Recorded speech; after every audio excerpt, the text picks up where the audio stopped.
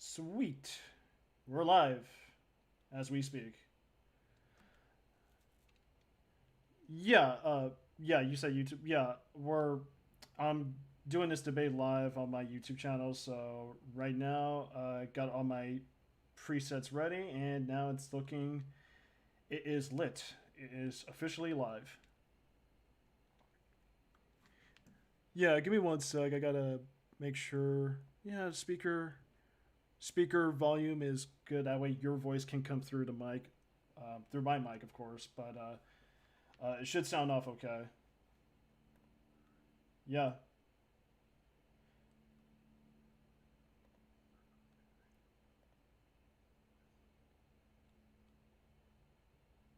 No, that's fine, man. Okay, so to anyone's watching, welcome to this impromptu stream on MadCast Live. I'm your host, Madcap. Happy 4th of July, everybody.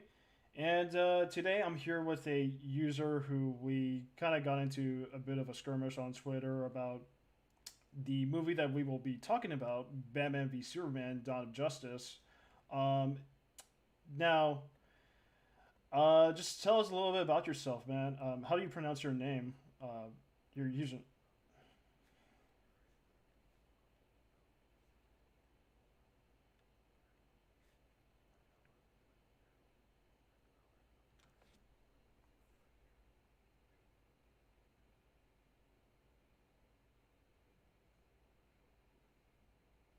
Awesome, man.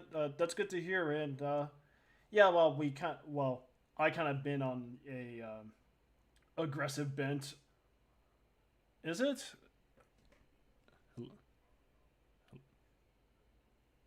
All right, give me one sec. Testing. Can only hear you, Madcap. Okay, well, I say on the chat that one of my followers can hear me okay, but they can hear you. So give me one second. Probably it's probably my Discord. So okay, we're probably gonna have to refresh it back to your intro again. I do apologize for that. Let me go ahead and set the speaker off my laptop. All right. Go ahead and sound off for a bit. Testing, testing. Perfect. I think that should work. Yeah, because it's coming out of my laptop now. Yeah, Alright, I'll let the chat respond. That way they can confirm they can hear you. But it's coming out of my laptop, which is great. alright. Yeah, just keep talking, man. Yeah, just say testing or say anything, man. Just let them know that the world can hear you. Alright. So yeah, I'm not too active on Twitch, but I do play Rogue Company every once in a while. I have a YouTube channel. Need to post more, but we'll get to that eventually. And I love talking about films in general. I have this one friend that I talk with a bunch. I was trying to see if I could get him in here to kind of moderate, but he's sort of busy. So if anyone wants to pop in, be kind of a third for us, it wouldn't be a problem. Okay, so I'm getting back from the chat. They can hear you, but I think your voice is coming off a bit low. I'm not sure if it's your mic volume settings, but I have you amped up through my laptop, but they still have trouble hearing you. How about at my Macs? Are you using OBS? I am using OBS, yes. Okay, so Casper came back to me. He says that your volume needs to be raised a bit. Your voice is coming off a bit distorted. I need to raise it. I can't raise it anymore. I mean, let me open up your stream so I can see what it sounds like. Because if it's legible, then I mean, good enough, I guess. Yeah, I Is will it probably like? just have to crank up the gain for my laptop, for my Mac, so that way the laptop sound could carry over, so your voice can sound better than how everyone's picking up. But to everyone else on the chat, just let me know if you can hear him okay. If you can hear me fine, that's great. But if you can't hear the other guy, just keep giving me feedback. Just keep talking as we're trying to test this out. Alright, so I'm tweaking what I can. I have it up to my max, so I think this is about the loudest I can get.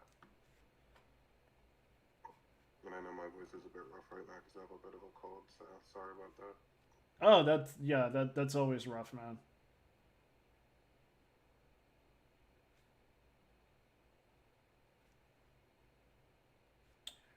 Do do do do do do do do do do It's do do quiet. do do do do.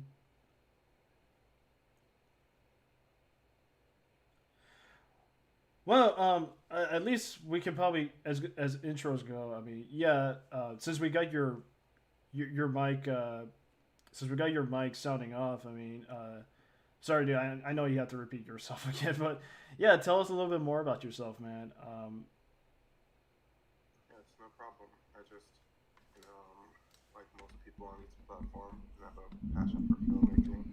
It's something that I want to get into myself. Hoping either later this year or the next year, I can start producing some of my own projects, uploading them to my channel, just kind of playing it by ear. And I love Batman versus Superman. It's a film I can talk about forever, so I'm very excited for this conversation. Playing it by ear, and I love Batman versus Superman. It's a film I can talk about forever, so I'm very excited for this conversation. Okay, I was just showing off my YouTube volume through the feed, Mm-hmm. so you're starting off a bit okay, but I could hear you fine. It's just a bit low still for some reason, but all right then. But yeah, just for my response to that, I mean that's cool, dude. I mean we wouldn't be here without digging more into Batman v Superman a bit. And that's good that movie has its fans. I mean everyone's like there are fans of this movie, but I'm on the I'm on the opposite side of this movie. But Mm-hmm. I mean, have you always followed like Zack Snyder for a while? Um, I don't know if I can say for a while. Like I was aware of 300 and Sucker Punch like before, and Watchmen, of course, but yeah, he wasn't really too much in my periphery until Batman versus Superman. That's when I started to go back and pay attention more to his discography. But I don't I don't think I personally rank him any over any other directors. I just think specifically on Twitter, I end up having a lot of conversations about him because people just say things that I find to be unsure. He's always kind of like the talk of the town. So kind of how it is with that. But I do appreciate his filmography. But you've seen Man of Steel when it came out, right? Yeah, I was a kid when that came out, so I had to rewatch it, and I have watched all three of his DC films recently, so they're fresh in my head. Okay, I mean just for me to like go back into the history of Zack Snyder.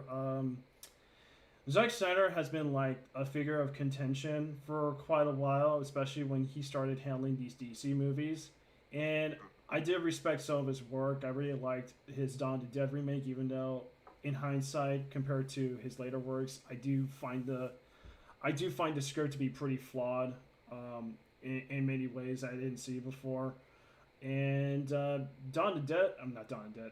300 was fine for its time, but I kind of had less desire to even go back to it. Like heck, I would even want to watch it just to enjoy it, to be quite honest. And I did see Watchmen. I'm kind of on the favor side of Watchmen. I do find it to be um, pretty. I do find it to be pretty solid, even though yeah, it does have a lot of issues, especially with like how like specific moments from the comic were translated into the film, and Snyder's again his idea mindset kind of like takes away certain things from the comic that were shown in the film, like Rorschach's constantly shifting face through his mask, which that wasn't like that wasn't actually like a supernatural element, which kind of like it just kind of like it kind of clashes with Rorschach as a character because in in like the panels for Watchmen, it just comes off like in every page or every scene he just has a different face in the comic. But I do find Watchmen pretty decent. I think as far as like handling like comic book adaptations, I think in Zack Snyder's case, it is his best one.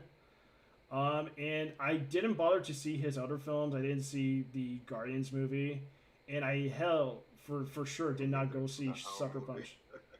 Yeah, the Owl movie. Um, and I sure did not see Sucker Punch.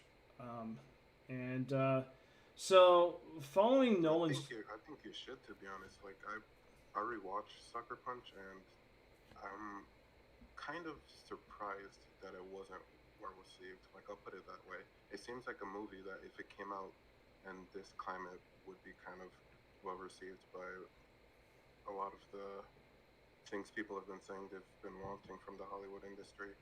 I think it might have just been one of those films that came out at the wrong time.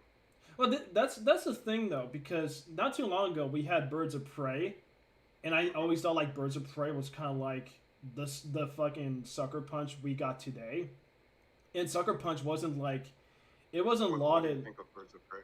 Oh, I think it sucks. Okay. Yeah. Fair enough. Yeah.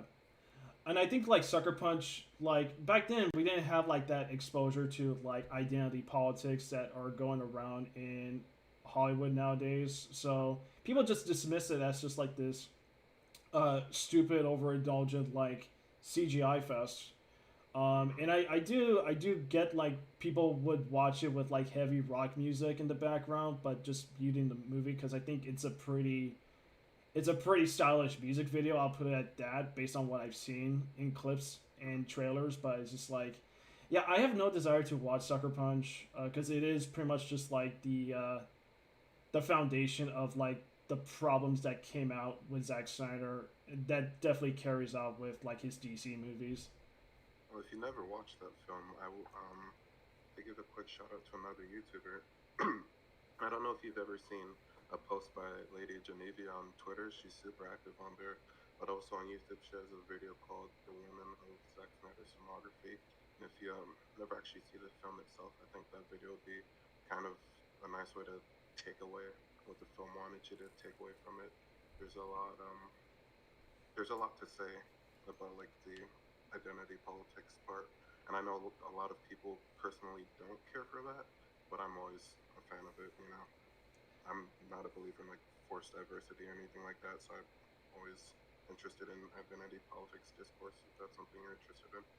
No, that's fine. I mean, yeah, if you want like media that empowers a certain like demographic, like based on what they're presenting, without coming off as pandering or force. I mean, that's fine, dude. Because I would wish for just basic entertainment, man. Even if it's like good or bad, I just don't like a lot of politics thrown in nowadays because it just comes off as like they're just trying to insult you and making you believe in their views and telling you what you should care for when clearly they're filmmakers, writers, and actors making a movie. Or just pandering when they don't really believe it.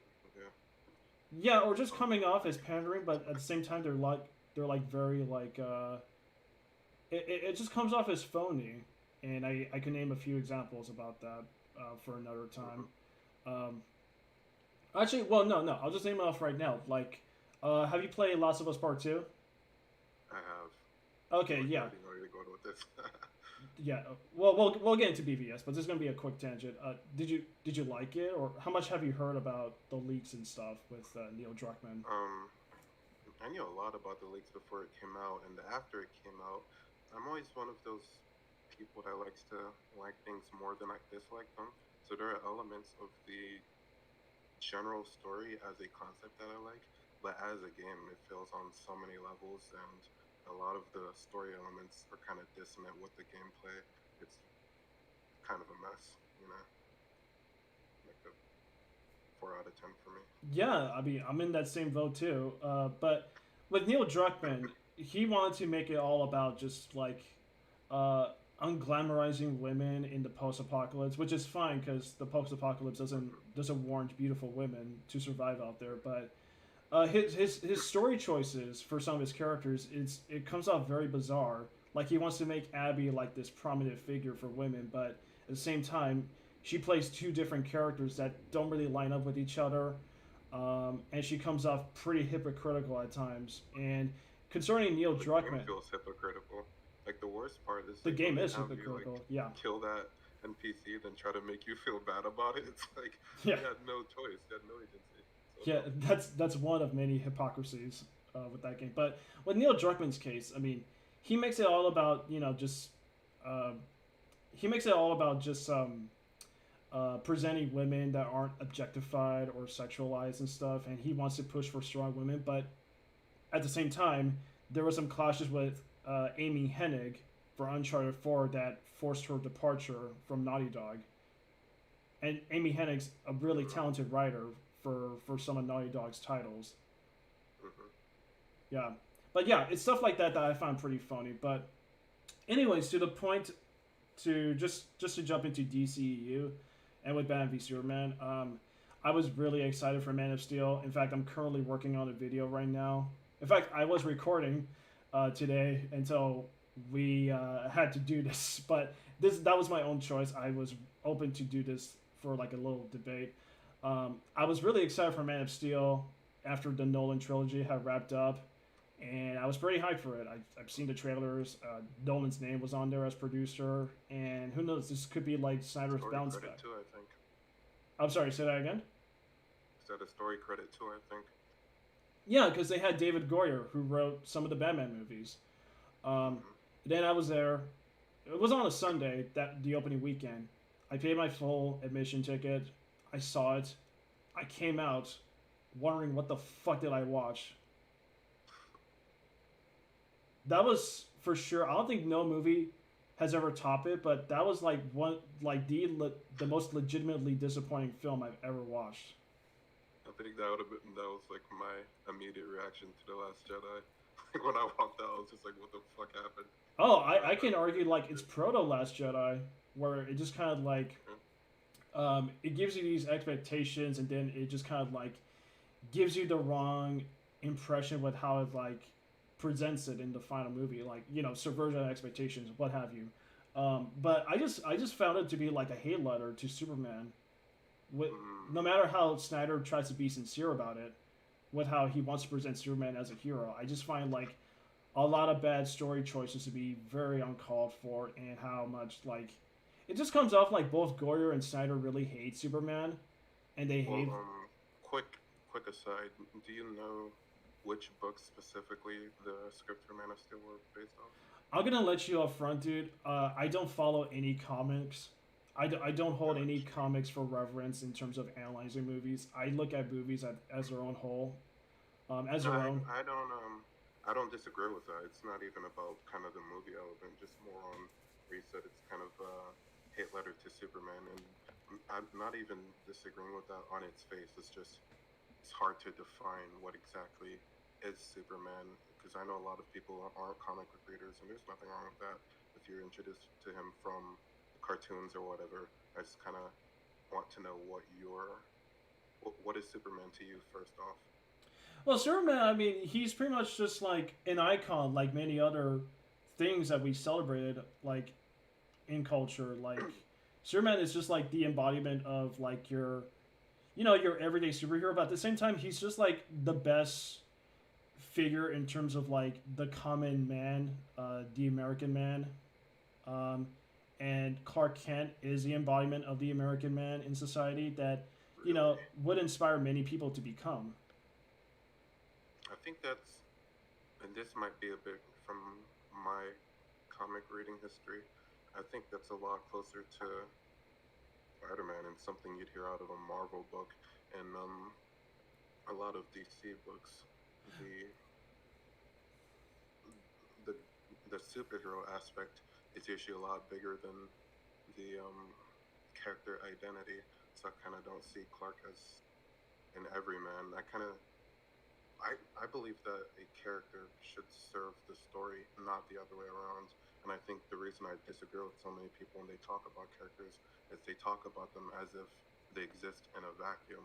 Like Superman existed before Superman books, and there's not something directly we can tie them to and say, no, this is how he behaves in this interpretation, and this is how he behaves in this interpretation, and they don't always have to be the same. No, that's right. Like, not every version has to like be like the same as prior media, but like to keep Superman fresh, you really got to like be faithful to the core what Superman represents, and no, like Superman I like don't even rose think from. DC knows what that is. Oh, With the sorry, whole say that. truth, justice, and I don't think DC knows what they want Superman to be. And books right now with the whole truth, justice, and tolerance thing, that was one of those pandering moments. And DC's they've been struggling for a while. Let's Yeah, put it that way. yeah, Comicsgate. But no, I mean, Superman came out in the same period as Batman did, like in the 1930s, and Yeah, 1938. yeah, and they both represent like um, they're both polar opposites in the way that Superman is like the optimistic view of American society, whereas Batman is like a more murkier, darker, and more morally ambiguous view of that world with Yeah, Gotham. he says things like criminals are superstitious a lot. He's kind of the more cynical version of the Hmm. coin. Yeah, Yeah, yeah, he's like a more cynical take of like of of a superhero, even though Batman doesn't have powers, but of course, if you know where I'm going. just as kind of like a broader thing, it is kind of interesting that both Superman and Batman were the first two prominent superheroes, and they were both polar opposites to each other, where you can fit almost every superhero after that in the are they more like Superman or are they more like Batman boat. That's kind of interesting. Yeah, and I think with Man of Steel, that kind of led to its detriment because Warner Brothers' goal was to make Superman realistic, as they did with Batman. But the difference is like Batman's not like a superhero. He's just like a guy who has this billion-dollar industry, but at the same time he is. Oh wait, hold on a second. Can you hear me? Okay. Yeah, the stream kind of like jumped down. Anyways, what I was saying, you see, they're trying to make Superman realistic, but it doesn't work because Superman is like the his nature is like a lot more colorful and, like I said, optimistic. It's more like you know, it, Well, you it said it applies for more entertainment. Batman isn't a superhero. Can you elaborate more on that? Oh yeah, I'm sorry. Well, he's just a guy, and and one of the things that Nolan gets right, and I'm just saying that as a person who's not read Batman comics, is that Batman is just a symbol. Like Bruce Wayne can't be broken if he's just Bruce Wayne, and because Bruce Wayne is just a guy, so he's just a guy who's dealing with like a lot of like raw emotional trauma, losing his parents, and he wants to take his anger that he's been feeling for a while on like the criminal underworld, but he can't do that as Bruce Wayne because he'd be fucked. So Okay. as Batman, he could So be something more to pass on intimidation to criminals, and at the same time, spread fear to them. But that so fear. this is something that I think definitely there's like kind of a divide in like non-comic reading Batman fans and comic reading Batman fans because I feel like everything you just described is what Batman always has been in the films, except for like the Schumacher films. But a lot of comic readers, as you know, take umbrage with the films because of their characterization as him. And I do think that in a lot of popular books, especially anything that has to do with his origin story, he always kind of starts off as that, vengeance mindset. But I Hmm. don't think that's what. I don't think there are any writers who want him to be that. Even Tom King in his most recent books, like that's Batman's view of the world is it's flawed, and he gets punished for it, and he grows to overcome it. And at the end of the day, Batman ought to be a optimistic character like Superman because he's still a superhero. I think that's kind of my take on it. Yeah, I mean that's a pretty fair assessment. But uh, but by pushing Superman into a more realistic fashion, I mean, um, how do I approach this? And They're just so also, concerned. I'm sorry, dude. I'm sorry. no, Like, you're fine. yeah. I was just gonna say, what we had both just said earlier, that also kind of leads into the characterization of Batman in BVS. I think something that a lot of people missed was because directly after the film came out, there was a bunch of people trying to make this argument that Superman was being a hypocrite by telling Batman not to be a superhero, and I don't know how much more it could have been stated without just like outright saying it, but beating up people isn't heroic, and that's not what we see Superman do in any of these films. We see him countless times saving people, so they're on different pedestals. That's why Hmm. I think Batman was the one that went through the changing character journey while Superman stayed dynamic, because Superman was already at that idealistic phase of being, whereas Batman had to learn to be more like him. I think that's what the purpose of Batman's character arc was in this film, for him to be who he is in Justice League, and I think a lot of people kind of missed that. Yeah, I mean, I do get that from concept what they were going with Batman. Like, this is a much more vengeful, murderous Batman because it alludes to stuff that happened with Jason Todd and the Joker. So he's like a much more cynical and more grimmer Like over the Batman. edge. Yeah. Yeah. Mm. And you And hear a lot. It's like if in different Batman stories, it's like if I kill, then I'll like never be able to come back from that place. Like you get that just general concept of him. But I've always found that to be a bit ridiculous because I think almost every good Batman story has to do with like him falling and getting back up. And I think if you, I don't know how to phrase it, going like over the edge shouldn't be the end for him. The reason Batman is so like persevering in the mainstream is because he's persevering as a character. Like that's one of his strongest strengths. You can't put him down. And I think seeing him, like his origin story with him already being over the edge and coming back into the light was a very powerful thing. As for someone that reads a lot of Batman books, was kind of how did you perceive that? I mean, yeah, like Batman as Batman, especially if he has to counter his like dual life with Bruce Wayne. I mean, Bruce Wayne. The tragic thing about Bruce Wayne, he can never find like a happy life. He always has. They always beat him down, and that's coming from like what I've seen in the Nolan films and some of the episodes of the Batman. Even in the games, right? I actually got the Arkham games. I bought both Asylum and Arkham City, so I'm looking forward to Nice. play those. Did you buy Origins? No, I did not buy Origins. This is coming from like a used media shop. I found these two games at. But anyways, yeah, like Batman with Bruce Wayne, like he can never find like a good life as Batman because uh, because like we see in the Dark Knight, like Rachel dies, who was like his only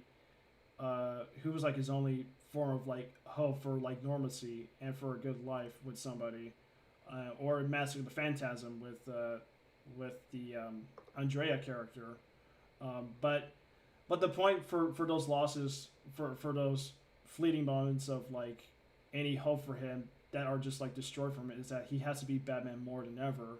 And I think that was well executed in the Dark Knight, but well, it didn't really carry out well with Dark Knight Rises. But I mean, just to align with your assessment, it's just yeah, it's just like Bruce Wayne as Batman can never find like a you know a good life to leave Batman because you know the the world surrounding Batman will always come to like inflict damage on his life further, and so he has to be Batman more than ever.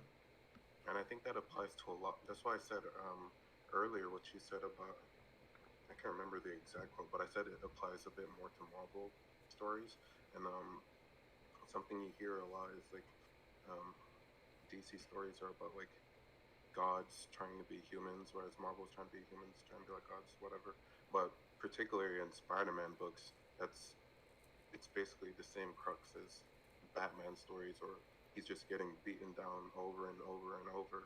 But like, of course, the man can die, but the symbol is persevering. I think um, Spider-Man PS4 has done that better than any Batman movie. Yeah, and I think that really applies to Superman, because Superman, like, while he does have the criticism of being like too perfect or like too Boy Scoutish, he remains like a template for further comic stories you can take with Superman, because the fact that with Man of Steel, the purpose with Man of Steel, not just the realistic aspect, it's trying to like deconstruct what makes Superman Superman, and I think they did like a horrible job at it, because you can't really deconstruct Superman. He is what he is, and I think there have been much better examples taking the idea of Superman and deconstructing it, like, let's say the boys with Homelander, and Invincible with the Omni Man character, because I don't think I don't think those characters really have anything to do with Super. I think no, I but kind like of said this they are earlier. Oh, like, go ahead. have you seen the boys or Yeah, I've read the book and I've seen the show. I'm familiar with them for both of them. okay, yeah, the first season of the boys, just to break it down, it's pretty much just like establishing superheroes in the modern world, and I think, Hmm. with how it's steadily presented, it's presented like a Zack Snyder film, but Well, it's do you know who Garth Ennis is? Like the creator of the boys? no, That I'm guy's sorry. a comic writer who's notorious for saying he hates superpowers. Like he's some. This is why I tell people it's really not enough to just consume a story. If you really want to understand what it is, you kind of have to know a bit about the author. And I don't think the a lot of people see the boys as like a deconstruction of superheroes, but that's not what it was intended to be. It's and the book is kind of offensive at this because it well, depends on what your sensitivities are, but it's basically just like a hate letter to superheroes. That's what the boys is. I think that does apply to the show as well, because um, you have this world where superheroes like live among people, and they're like the celebrity icons, but like they abuse superpowers. And the fact that Garth Ennis hates superpowers, that does apply in what happens in the boys, because you have like the Seven, who are just these reckless superheroes that don't really take human life into concern when they're going out saving people, Right. and to a point where they don't value people, especially with Homelander, for one scene. And But there's like a way you could do that without losing the superhero aspect of those stories. So I think the boys in particular is just not really deconstruction. More so, it's just like it's sort of satirical, but the characters in the boys, Homelander in particular, is characterized in a way that like it doesn't line up with who Superman would be if he was a real person. well, that's Like, not that he's not really supposed to be Superman. He's like this perverse version of Superman, which right, you argue the satire, but satire does apply to deconstruction. I mean, we can name like a lot of like other media that takes deconstruction to satirical roots, like right, Scream, how how it deconstructs like the horror movie tropes, or like the Lego Movie, how it like deconstructs the blockbuster industry complex, hmm, or like even some of the other movies, like Jurassic World and The Last Jedi, yeah. which done the I just don't think Homelander is who Superman would be if Superman was in the real world. I think that's what Man of Steel was trying to do, and a bunch of other books I can name. But I think Homelander was always like trying to be perverse and offensive and vulgar because that's what Garth Ennis wanted for him. And I think people that perceive that as this is what Superman would be if Superman was real are kind of missing the fact that the book is like the characters are misanthropic. They're not human, and one of Superman's biggest factors in his character is that he's very human in like the emotional sense. So Yes, Superman, like in his core, he's invincible, but Clark Kent is vulnerable. He's human, and so as Superman, he could save anybody from any danger. But as Clark, he's gonna be susceptible to loss if somebody in his life like dies, especially with Jonathan mm-hmm. Kent, which is one of the Or most Martha. yeah, Martha, which are one of the most important um, which are one of the most important points in Superman as a character. But Mm-hmm. back to Homelander. Homelander is he is a perverse take of Superman because one of the things that the boys acknowledges, unlike Man of Steel, is that in Man of Steel, Superman is trying to be Superman, but I mean, the if you've seen the movie recently, he does a terrible job at it. Like he lets a lot of people die with the actions that he takes to stop Zod, and no one really acknowledges it. The film doesn't really acknowledge like Clark Kent's like state of mind when he's doing a terrible job saving people.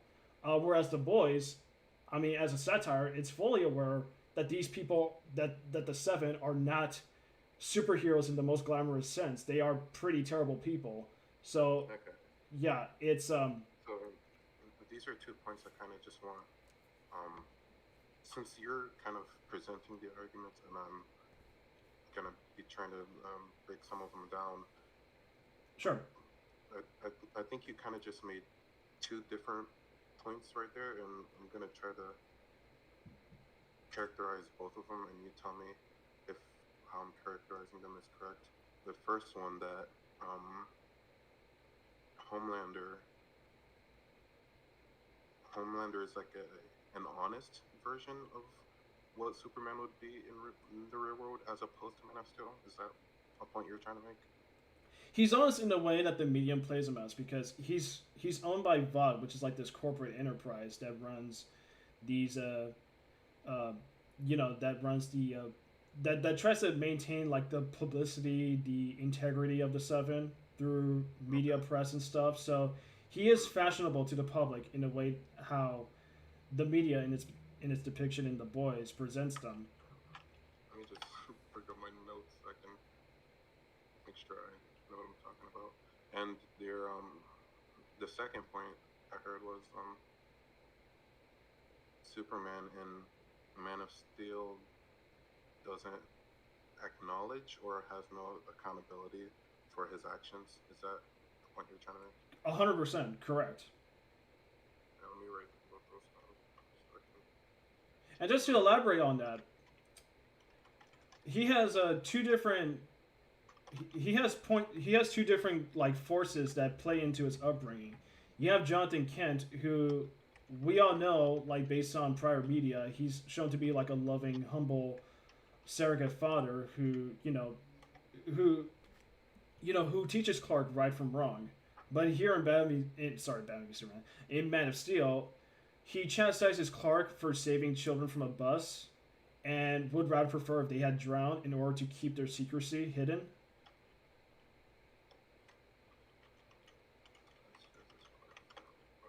All right, so I wrote down both of those and kind of an addendum to the second point. Chat says it's Clark for the bus. So just want to go over the first one Sure. first about Homelander. I think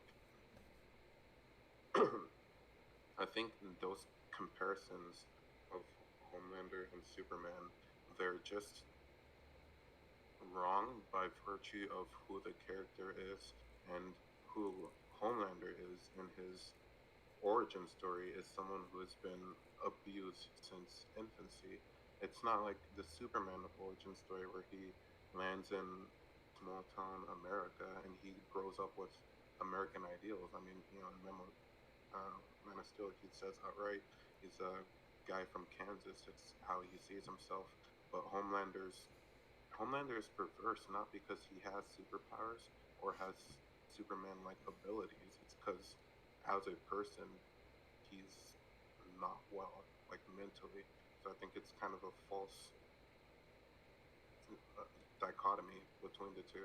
I mean, you Like, could look at it yeah, in context of both characters and their own media, but the the the design of Homelander is basically just like a satire take of Superman and how people would view Superman because especially nowadays in this climate, I mean, people will tend to look at Superman very cynically, and it's coming from like a cynical view of what Superman right. would be like But in the have modern you day. I know you said you don't read too many comics. Have you watched Superman Red Sun? No, I've not watched Red Sun. No, that's You're gonna hear this a lot from me, man. it's fine. I just look at these movies as movies, and I do base my knowledge based on what people have commonly said about Superman. Yeah, I get that. Do you have like a general idea of what Superman Red Sun's about? No, no, I do not, unfortunately. Okay. It's basically if Superman's space pod landed in the Soviet Union as opposed to the United States. And Oh, that okay, yeah, yeah, I am familiar with that. right. So he grows up with their ideals as opposed to America's ideals. And that's what it sounds like you're describing Homelander as, like a version of Superman that's deconstructing him by showing him in a different worldview. But Homelander just isn't Superman, and like his character, who he is to its core, Superman is who he is because of how he was raised. And there, there are other books that parallel that, or movies too, like Superman Red Sun, and they do it properly as like a more direct comparison to what Superman would be, or like even Brightburn, like what, but Homelander isn't Superman, and that kind of goes back to the point of Garth Ennis not even liking the idea of superpowers. I don't think I don't think the version of Superman you're describing that he was trying to set out could ever truly be honest, because for him to even be who he is, it had to be in Homelander's origin story that he's he's like a narcissist. He's like traumatized. He's not mentally well. It's not like they could have done the Homelander story by legitimately having him being raised in small town America, because chances are he wouldn't grow up to be a bad person, because the average person just isn't a bad person regardless of their abilities. Well, they try to play with that with the whole origin, and that applies to like the big lie, which is thematic in the boys. It's like the media press with Vought tries to present Homelander to the public that he was raised in a small town when clearly that wasn't like the case. But um, Right. But I think for him to be more comparable to Superman in the way you're describing him, he wouldn't. It basically had to have been if Superman had the same origin story and still turned out bad.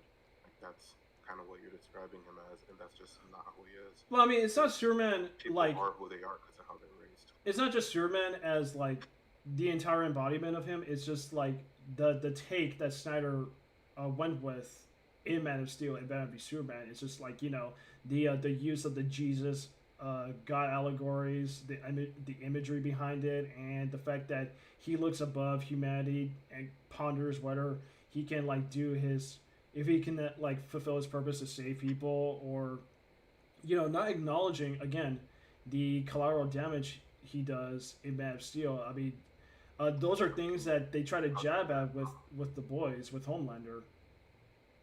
Um, can you just rewind what you had went over? I'm sorry, kind of. He had said multiple things. I was trying to catch them all. Okay, what I was saying is that it's not like the general embodiment of Superman that you're kind of argue that Homelander doesn't represent. It's like the boys is taking jabs at Snyder's Superman. It's Snyder's Superman specifically, like No, uh, that story came out way before Snyder's Superman well, was a concept. I'm not talking about the comic. I'm talking about the show. Yeah, but the show's story beats aren't original. But they don't have to be. Well, they don't have to they don't have to line up with what we know of Superman, but it's taking jabs at Snyder's I mean, like, Superman. how could it be taking jabs at something that Well, look at Man of Steel. I mean, they try to present Superman as a god, and there's like a running theme with gods and religion in The Boys, with like, you know, the Jesus allegory, the imagery, like the Christ symbols. That's so like obnoxiously prevalent in Man of Steel, and The Boys has like a whole episode that takes place in like some sort of religious festival, some Christian festival, where Superman is clearly like a god to all the people that worship him. this is something I can more directly combat, and it's kind of why I asked whether or not you knew the the books that are like were set to that this film was based on, particularly Superman Earth One and Superman Earthright, and just trying to get all these in order. I don't. I think you're wrong in saying that the film presents Superman as a god, and specifically for the reason that so much of BVS's plot is reliant on the fact that that interpretation of Man of Steel is wrong.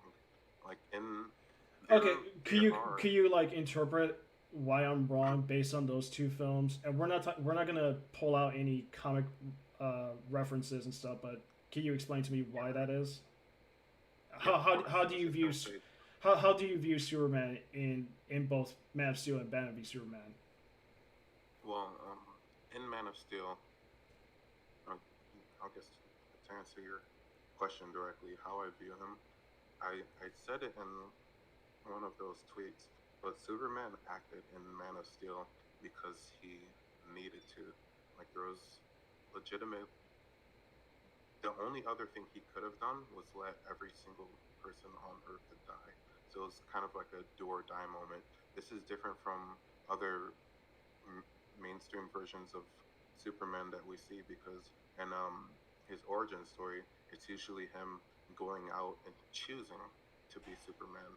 But these are very different things because in Superman the movie, as an example, there's no immediate threat like an alien invasion that's forcing him to come out of hiding. And BVS is um, I tell people this. You gotta kind of view it as a whole because both of these are origin stories, not just Man of Steel. Up to Justice League, really, it's an origin story for Superman as a character because he's not choosing to be Superman until BVS. That's what BVS is about. Okay, how I can counter that is that in Man of Steel, yeah, you argue that Superman is active in that film when he has to stop Zod. Well, the point is that he's always been active throughout the movie, throughout his upbringing, because even if he's told not to, which is a huge issue, which it shouldn't be a matter of fucking choice whether he should. Whether he's told not to save people, well, whether he's told not to save people, he immediately goes out to save people anyways. Like when he saves like the oil platform workers from that fire, or when he cauterizes Lois in the Antarctic. So Um, this is a point I can definitely be strong on. Have you seen any of Smallville? no. Okay. Well, in in Smallville, they have this thing where they basically just didn't want to use the Superman suit. Like I think Tom Welling didn't want to put it on because like what they were doing was the Clark Kent story, like not Superman. But for the last three seasons, it takes place in Metropolis, and he is still saving people, as you said with uh, the Man of Steel Superman, just outside of costume. But I think what you're I don't know if conflating is the word, but just because he's saving people doesn't mean he's Superman, and that's what John Kent was really trying to hammer in. Being Superman means being known to the world as like a savior figure rather than just a person doing different acts of good. And particularly with you said him getting chastised for saving those kids on the bus. and that's not really what happened. It wasn't about him saving the kids. It was about him protecting his identity, and I think the line is like Clark asks, "What was I supposed to do? Let them drown?" And John says, "Maybe." And I feel like we should just pull up the scene because John isn't telling Clark that you shouldn't save people. He was telling him that it's not safe for them to know that you have abilities because we see directly after that scene, or in another flashback, there's a scene with John talking to Lana Lang's mother and I think Pete Ross's parents. They're, Ginger kid. they said that yeah, they said that they saw what Clark did, and it was like an act of God or something like that, and they were basically just asking John about Clark's identity, and that's what he was protecting him from. He was protecting him from being outed as an alien, not saving people. Those were two distinct things that he was upset about, and he was proud of him for saving people. Well, that's never really shown because yeah, you contemplate about children drowning, even though like some of them were probably his fucking classmates, but that doesn't really work when when you're trying to keep them secret and then have another flashback scene where Jonathan is telling Clark that he should choose whatever man he wants to be. Clark made the definitive choice. He actively risked his own exposure to save his own classmates, the students. So that's a heroic act that Jonathan shouldn't really chastise him for because if you're if you're if you're that if you're that deep into keeping Clark a secret, even if you know who Clark is, what he can do, and that he could bring good things to people that he indoctrinates them not to, you come off as pretty selfish. Jonathan's a pretty selfish father figure.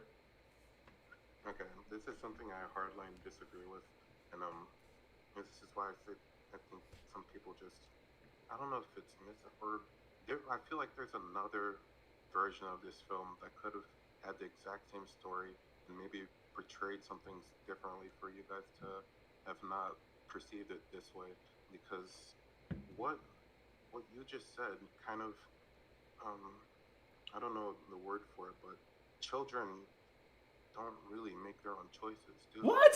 As they don't have full agency over themselves.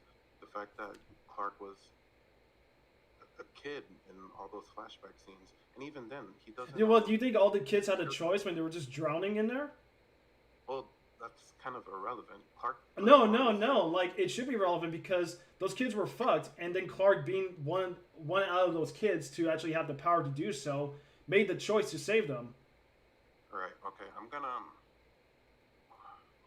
Okay, which my thoughts keep fleeting me, but And do you think Clark you're made presenting the Jonathan's choice? dilemma. Sorry. You're presenting Jonathan's dilemma like it does have some significance of what would happen, but the film really never like reinforces that because even after he saves the kids, most people like forgot about it in the rest of his upbringing. I'm gonna disagree with that as well. Um,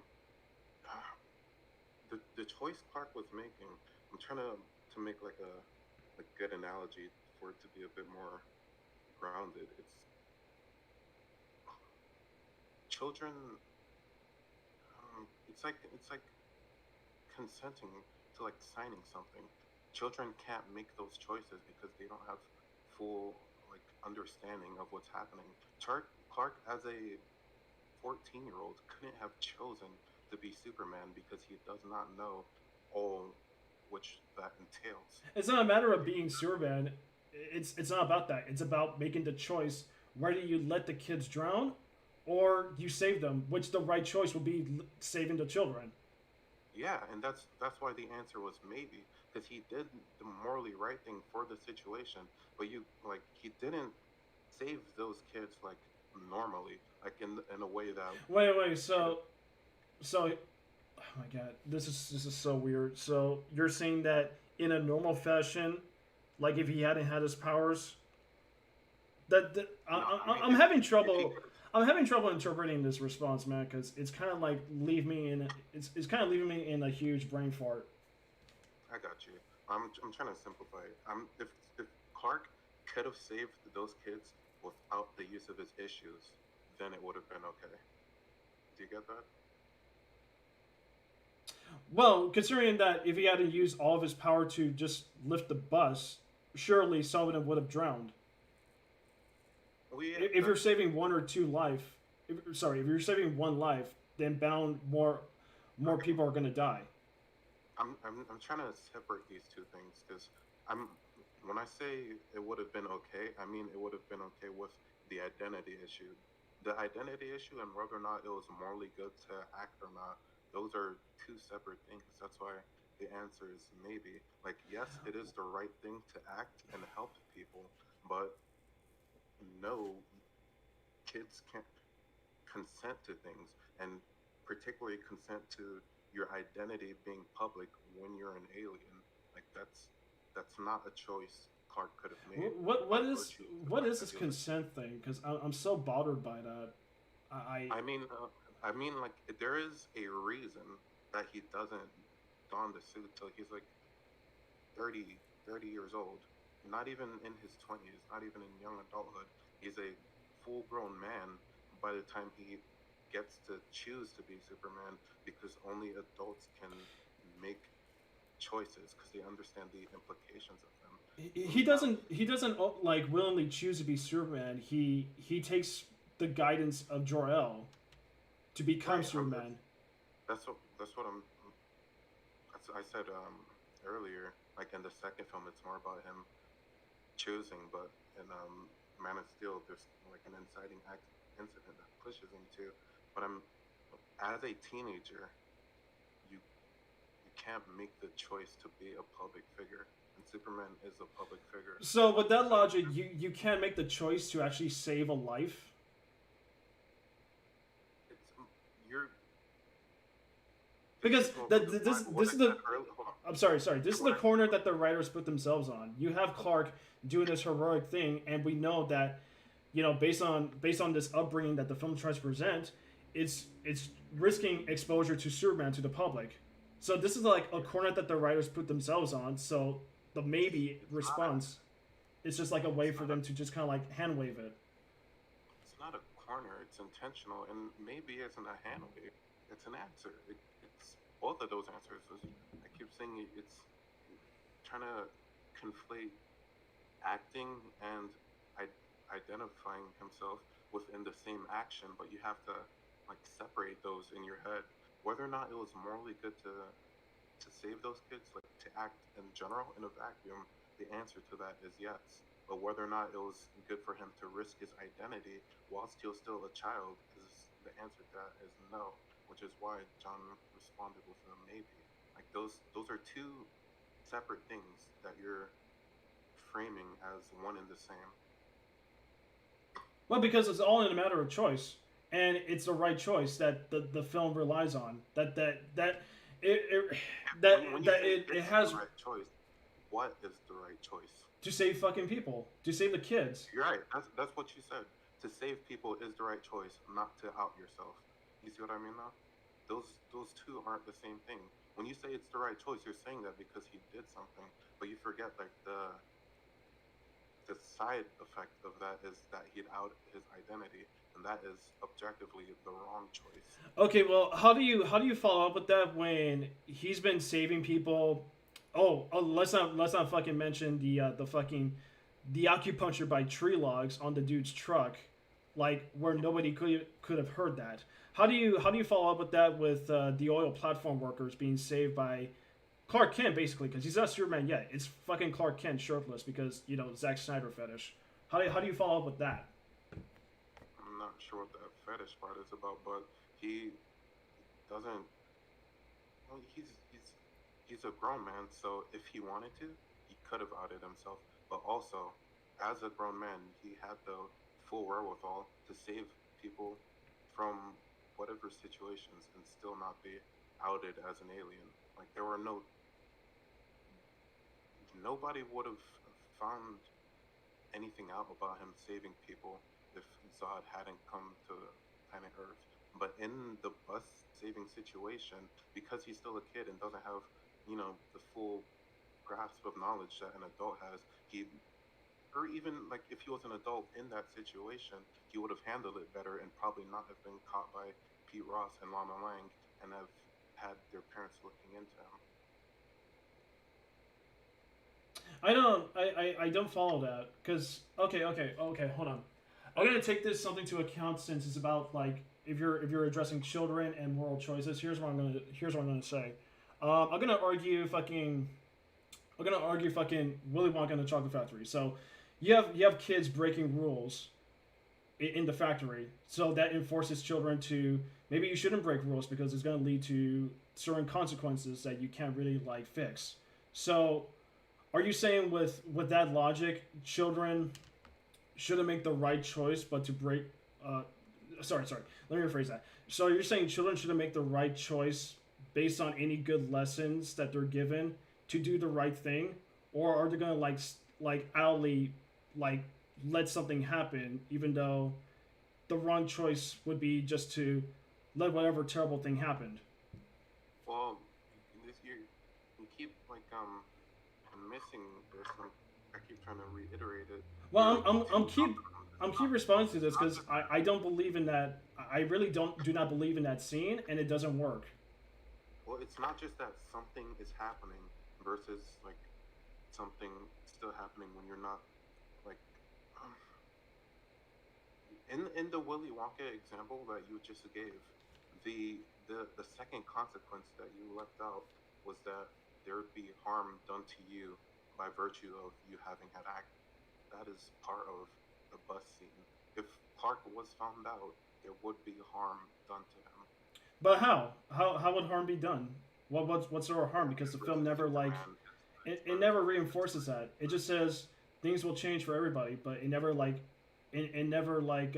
reinforces it with any sort of like semblance of consequence. this is what I said earlier when I say you got to take these films as a whole because that's what they are.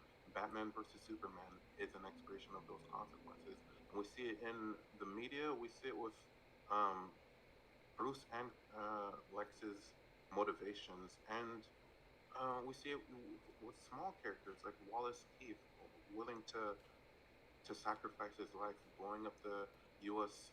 Capitol, writing Superman off as a false god. There, But there he are wasn't consented to blowing himself up. He just needed a wheelchair because he can't piss standing up, which the film says. I Like wonder he what wasn't sacrificing anybody. He didn't want to die because what was Bruce doing in the opening of Batman v Superman? He saved his life. It just left him crippled, but he's been getting like um, workers comp checks from his company. no, he wasn't getting those cop checks. There's a line of dialogue directly stating this from Ben Affleck, where he asks Alfred or somebody what happened to those checks that I was like sending out to people that were injured in the event or whatever. And I think whoever answered, um, the implication was that Lex Luthor was intercepting those checks so that um, Wallace and Bruce would be in the state of mind for them to have been for him to manipulate them. Like he never got any aid from Bruce. It's part of the reason why he was still downtrodden after the time jump, and you see him writing "false god" on the monument. Okay, well, And this is what, kind of what I said earlier. I feel like there's a version of these films where what I just said is more like on the nose and not just like in a line of dialogue that I can point to and show you.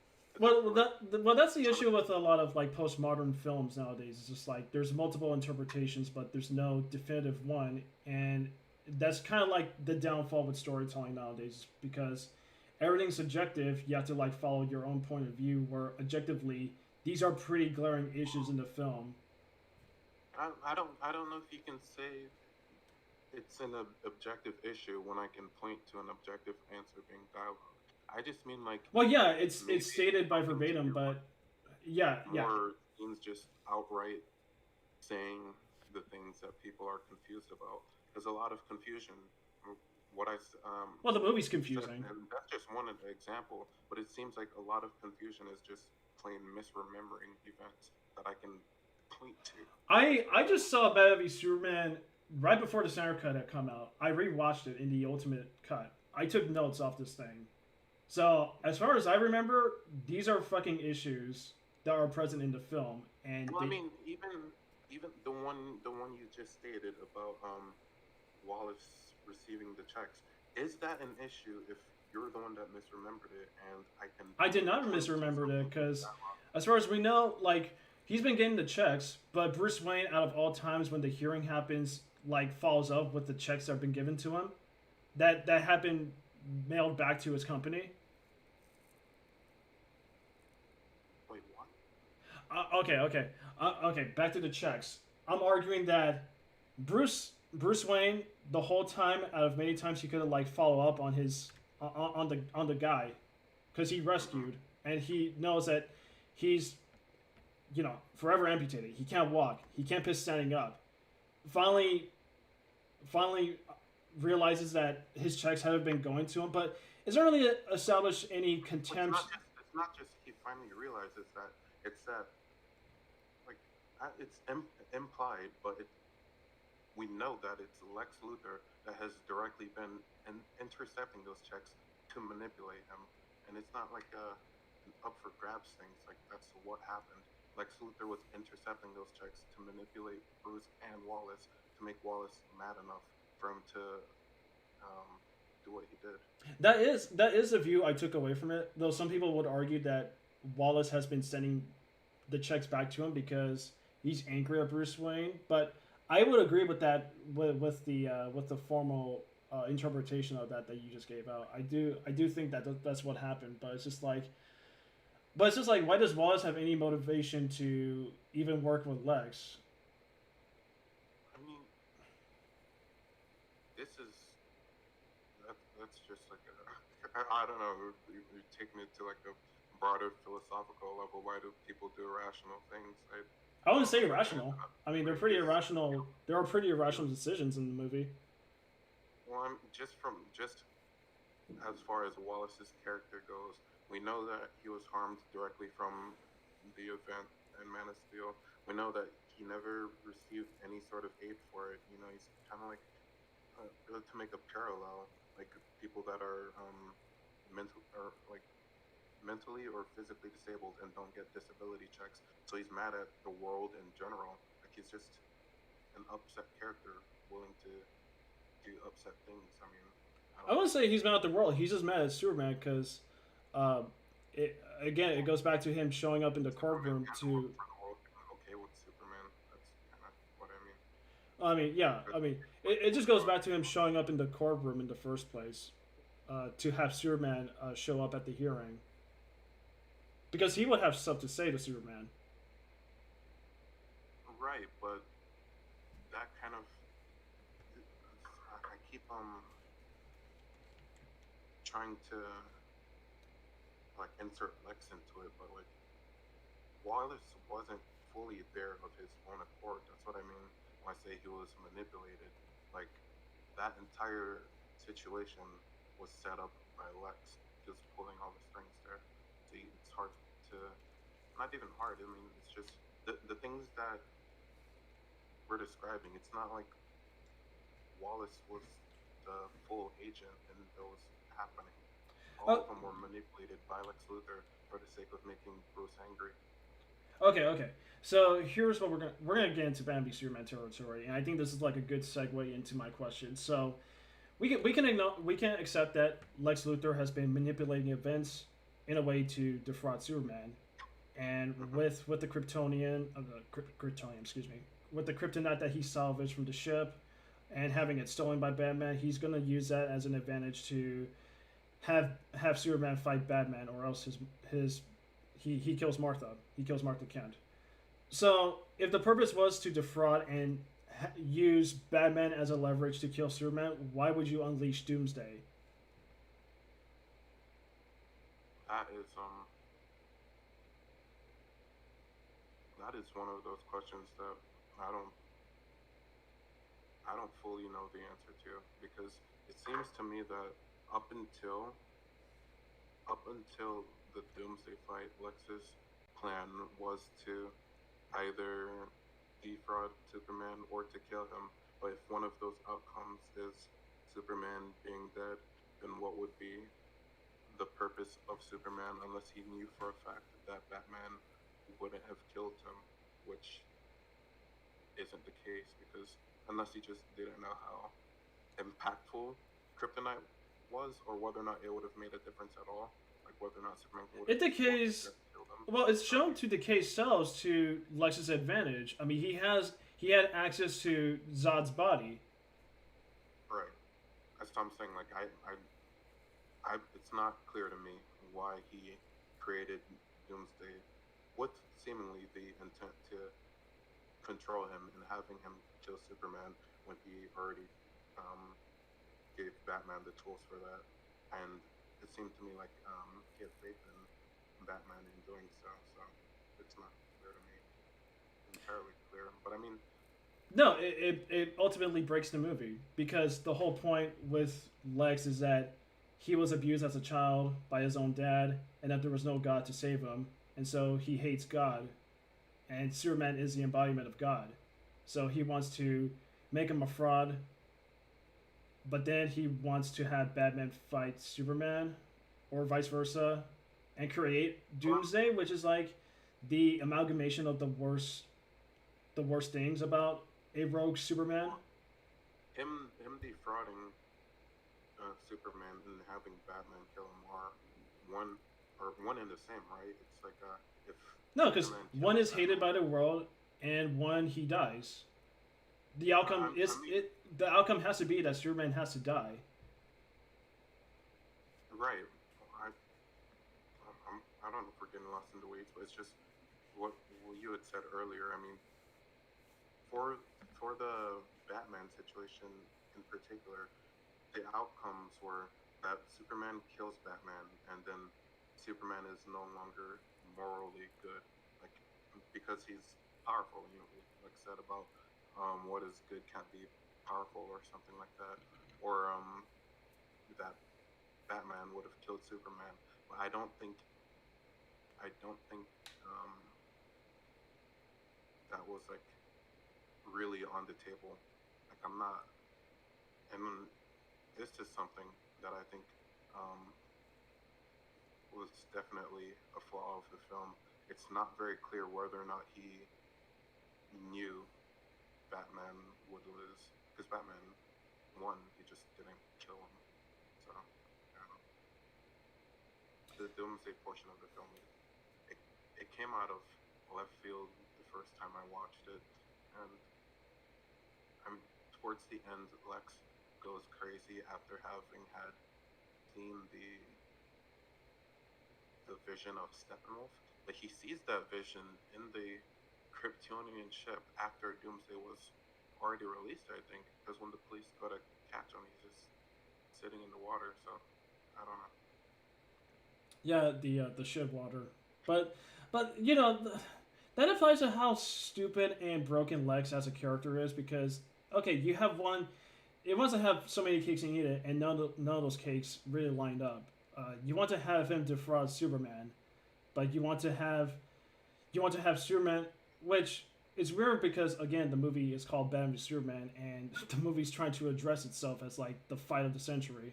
In fact, they do call it out in some I think that was occasions. an issue with the marketing. Yeah, well, of course they marketed the film as a Batman clashing with Superman movie, but the film has to remind us that you're watching that movie through Lex. So yeah, he wants to Well, have. it's kind of a BTS thing, which of course everyone doesn't pay attention to, but that is not the name Snyder or Chris Terrio wanted for the film. I think Well, they'd initially planned to call it Justice League Part One and like this colon whatever, and the studio mandated Batman versus Superman. yeah, again, I mean that's I mean that's many decisions why the movie sucks. But anyways, my main point that I'm getting to is just like I mean what's like how broken Lex is. Is that he wants to defraud Superman. He wants Superman dead, but he's gonna release like some sort of monster that can like can easily take out Superman, which therefore the world is fucked. And then, he's going to like signal some alien being from another world to come down and rain havoc on Earth. It's just like it's weird because he goes to complete nihilist. I don't think he meant to signal signals. I think what happened was for up until the Kryptonian ship scene. Well, I mean, I don't know if I can even say that because we do have establishing scenes of him toying with Zod's body, requesting access to the ship. So it seemed like he always intended to do the Doomsday thing, but his main motivation was to pit Batman and Superman against each other. So I think if I'm trying to put myself in the writer's point of view, I think what it was trying to say is the Batman and Superman fight was a distraction for both Superman and Batman. Batman being the only other superhero that the world seems to know about that could have maybe done something to intervene during the making of it, but I don't think that's how it was executed or portrayed. I mean, it's poorly orchestrated for a plan. But just to get into the real question is, we got into a bit of a Twitter debate over a video thread by out of context Zack Snyder, some user, about Superman leaving Capitol Hill after a bombing that just occurred while he was there, and I argued, uh, that it's bad on Superman to just like leave the scene instead of just like going around helping other people that could be hurt or could be dying. Who knows? And I think that looks bad on Superman because it would raise suspicion that why would Superman just leave the scene right away? This is, and you said you watched the Ultimate Edition, and this is another one of those things where it's like, I don't know, it seems like you're just asking for the scene to have been longer because what I wouldn't say longer because the movie's already long. I just want it to make sense. That scene in particular, for it to have had more Superman overtly saving people, but like the events as we see them is the bombing happens, then it cuts to reaction shots, then it cuts to Superman saving what seems to be the last person from the debris because an EMT says verbatim, "Thanks, we'll take it from here." Well, yeah, I mean they're qualified to do the rest of the work. His body language. I mean, what he's kind of saying is like you can leave. Like there's nothing you can do here, is what the EMT was telling him. And then Clark looks around and he's guilty for what happens because he tells Lois he didn't see it because he wasn't looking, which is wrong. But he's feeling guilty, so he leaves. And I don't see like when you say that could make him suspicious. It's like suspicious of what exactly? Well, the fact that he leaves in front of the public because there were protesters, there were people, there were both protesters, there was the media, news outlets reporting in front of Capitol Hill, and there were actual people like supporting Superman. So it's clear that he was there in the public. So by leaving the scene that way, regardless of what the EMT says, because the EMT guy is qualified to do whatever work he needs to do on the injured survivors, I wouldn't call that as a signal for him to leave. It seems like you're implying that there was more that Superman could have done for it to have been necessary for him to stay there. It didn't seem like people. It didn't seem like there was anybody left under the rubble, or like there was like a need for him there. So what could he have been suspicious of? Well, I don't know. He could explain himself that I didn't do it. A bomb just went off.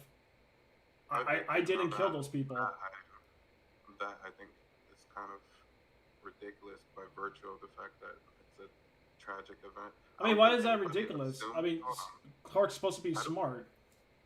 I don't think anybody assumed that he was responsible for it, or else they probably also wouldn't have wanted him carrying people out of the building. I don't think the people in the area blamed that on him. So I kind of don't really understand what the merit of that is. Like, there was nothing wrong with him leaving. He did what he could have, and of course he could have stuck around for like moral support. But as far as physical actions go, he nobody blamed him for what happened except for Bruce. But Bruce didn't even blame him in the sense like he knew he blew up the building. He just his presence there is what he blamed him for. So I mean, he wasn't guilty of anything.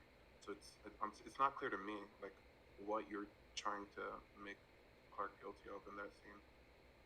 I'm not trying to make Clark guilty of anything. I'm saying that, by leaving the scene, because already the movie establishes that no one likes Superman, they blame him for what happened in Africa, which also doesn't make any sense considering that the CIA were there. They saw the bodies. There were bullet holes, bullet casings. So Hmm. it's obvious that Superman doesn't have the powers to laser point people to be shot that way. Well, yeah, that's what the Senate investigation was for, and of course it would have been cleared up because Lois did have evidence from that scene, but of course the investigation didn't go through because explode up. Well, it's not only that. The ultimate cut showed that the African lady confessed to Senator Fish about She what didn't really confess. happened. She was paid off by Lex, and then KGB's killed her. It wasn't a real confession. No, but It was like like beforehand, because beforehand, Senator she met up with Senator Finch in private before the whole hearing, and confessed what yeah, happened off screen. Off screen, I know that you don't really see the confession, but it happens off screen, so there is an implication that she's telling her the real truth before the next scene shows her getting killed off by the KGB agent.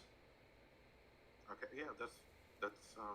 I think we just kind of said the same thing in two different ways, or maybe I'm not phrasing myself properly, but I think if I asked you what do you think would happen if the bomb didn't go off, and I think what would have happened is Senator Finch would, with all the evidence of the African lady's testimony, and assuming Lois Lane provided them the evidence of the bullet casings, if they even needed it from Lois, they would have vindicated Superman in that hearing. Like he would have gotten out scot free, as far as the African incident goes.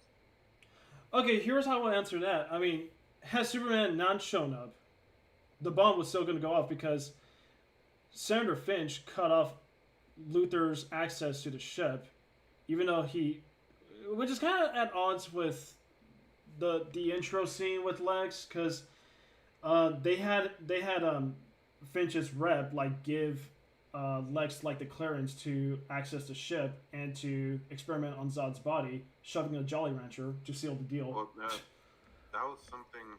Uh, But then suddenly, that was go that was ahead. like showing that Lex had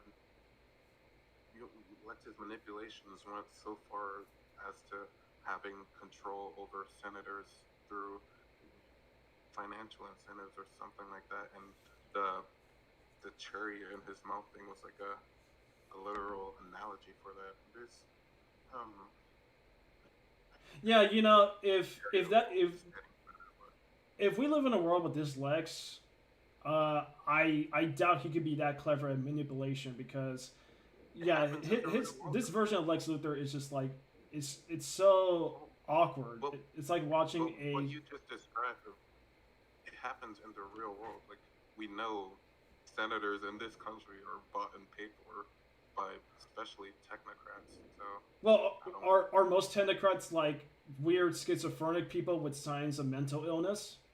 How would we know? They're not on camera all the time, Well, and a no, lot I'm of them saying are how would anyone trust Lex Luthor, considering the personality that he's coming across? I don't.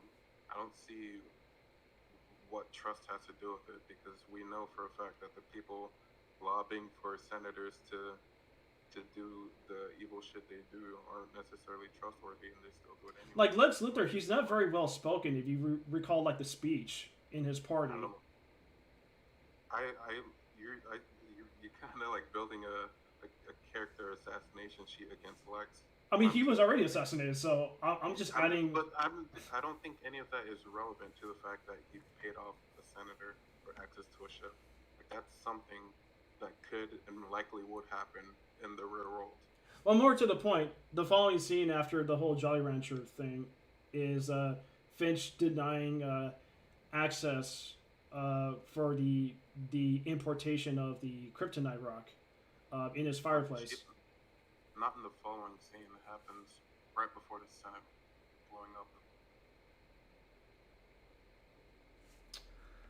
Okay, well, we can move on to something else regarding this point. It's just like my issue with that is Superman couldn't see the lead in the bomb. I mean, not in the bomb. Sorry, Mm-hmm. he couldn't see. Well, sorry, yeah, yeah, he couldn't see the lead in the bomb within the wheelchair. And my argument is that the ultimate cut had to shoehorn that exposition in to establish why Clark couldn't see it. When, as far as I know, these movies, Man of Steel and Batman v Superman, they lead the audience at face value with what you should expect about Superman and his powers already. And I think that's a bad way to establish like rules and world building. It's the same way with the sequel trilogy. It's just like This is something I think I disagreed with more directly because I it's just the way you phrase that, like the ultimate cut shoehorned that in, but well, yeah, considering how the when you theatrical cut the was script, badly received. it wasn't shoed in. That was what it was meant to be, and it was cut down. Those are two different things. Those are two distinct. Like it always existed. It was just cut down for monetary incentive, and it's not even as if any of the creative people on the film wanted to do that. It was part of the script, storyboard, boarded. It was shot. It was always a part of the story. It was just removed by the studio so they could, you know, make the movie play more, take up more time slots. So I don't. Outside of feeling of the film, like that's a feeling of the studio for butchering the theatrical release. But if the film, as it ought to have been, was the ultimate version, how is that still a failing of the film? By saying it was like, shoehorned in to the extent Well, it because was. they never reintroduce Superman's powers in a way where you can establish certain things to have them pay off, whether in favor for the character or in disservice against the character. And I don't mean like disservice Can as you give in an example? um, Like, or like not a real example, like a hypothetical of what the film could have done for the lead scene to make more sense here. okay, like in Man of Steel, there's a flashback where Clark as a kid is having like a mental breakdown because he, for some reason, especially despite living there after like 5 years before that His age, sensory overload. um, he starts to his vision starts to it starts to go crazy because he's not adjusted well into Earth's atmosphere, and so you can see like the teachers like you can see like the teacher through like weird distorting X-ray visions, and he could see it Mm-hmm. throughout all the students. Yeah. So it's shown that he's having trouble adjusting his vision with Earth's atmosphere, but he never he's never shown to improve like his X-ray vision for us to believe that he couldn't have seen the lead, or that maybe at one scene prior to Batman v Superman that he couldn't really spot the lead. That was. Well, I'm trying to simplify that. It was a lot of words. Sorry. I know. Um, I mean, the movie has a yeah. lot of problems. I mean, you're blaming it on the movie, but these are just Superman things. This is why I brought up No, Smallville it because is it is on the movie because at the the time, movie should I mean, take. some people use whatever their interpretation, their favorite interpretation is like the Bible or whatever. But what you just said, and what I was arguing against it is that these aren't unique to the film. Like the same things happen in Smallville and other versions of Superman. His powers develop as he ages, and I think he doesn't get his X-ray vision until like age 15 because he's like a sophomore um, when he gets them in Smallville.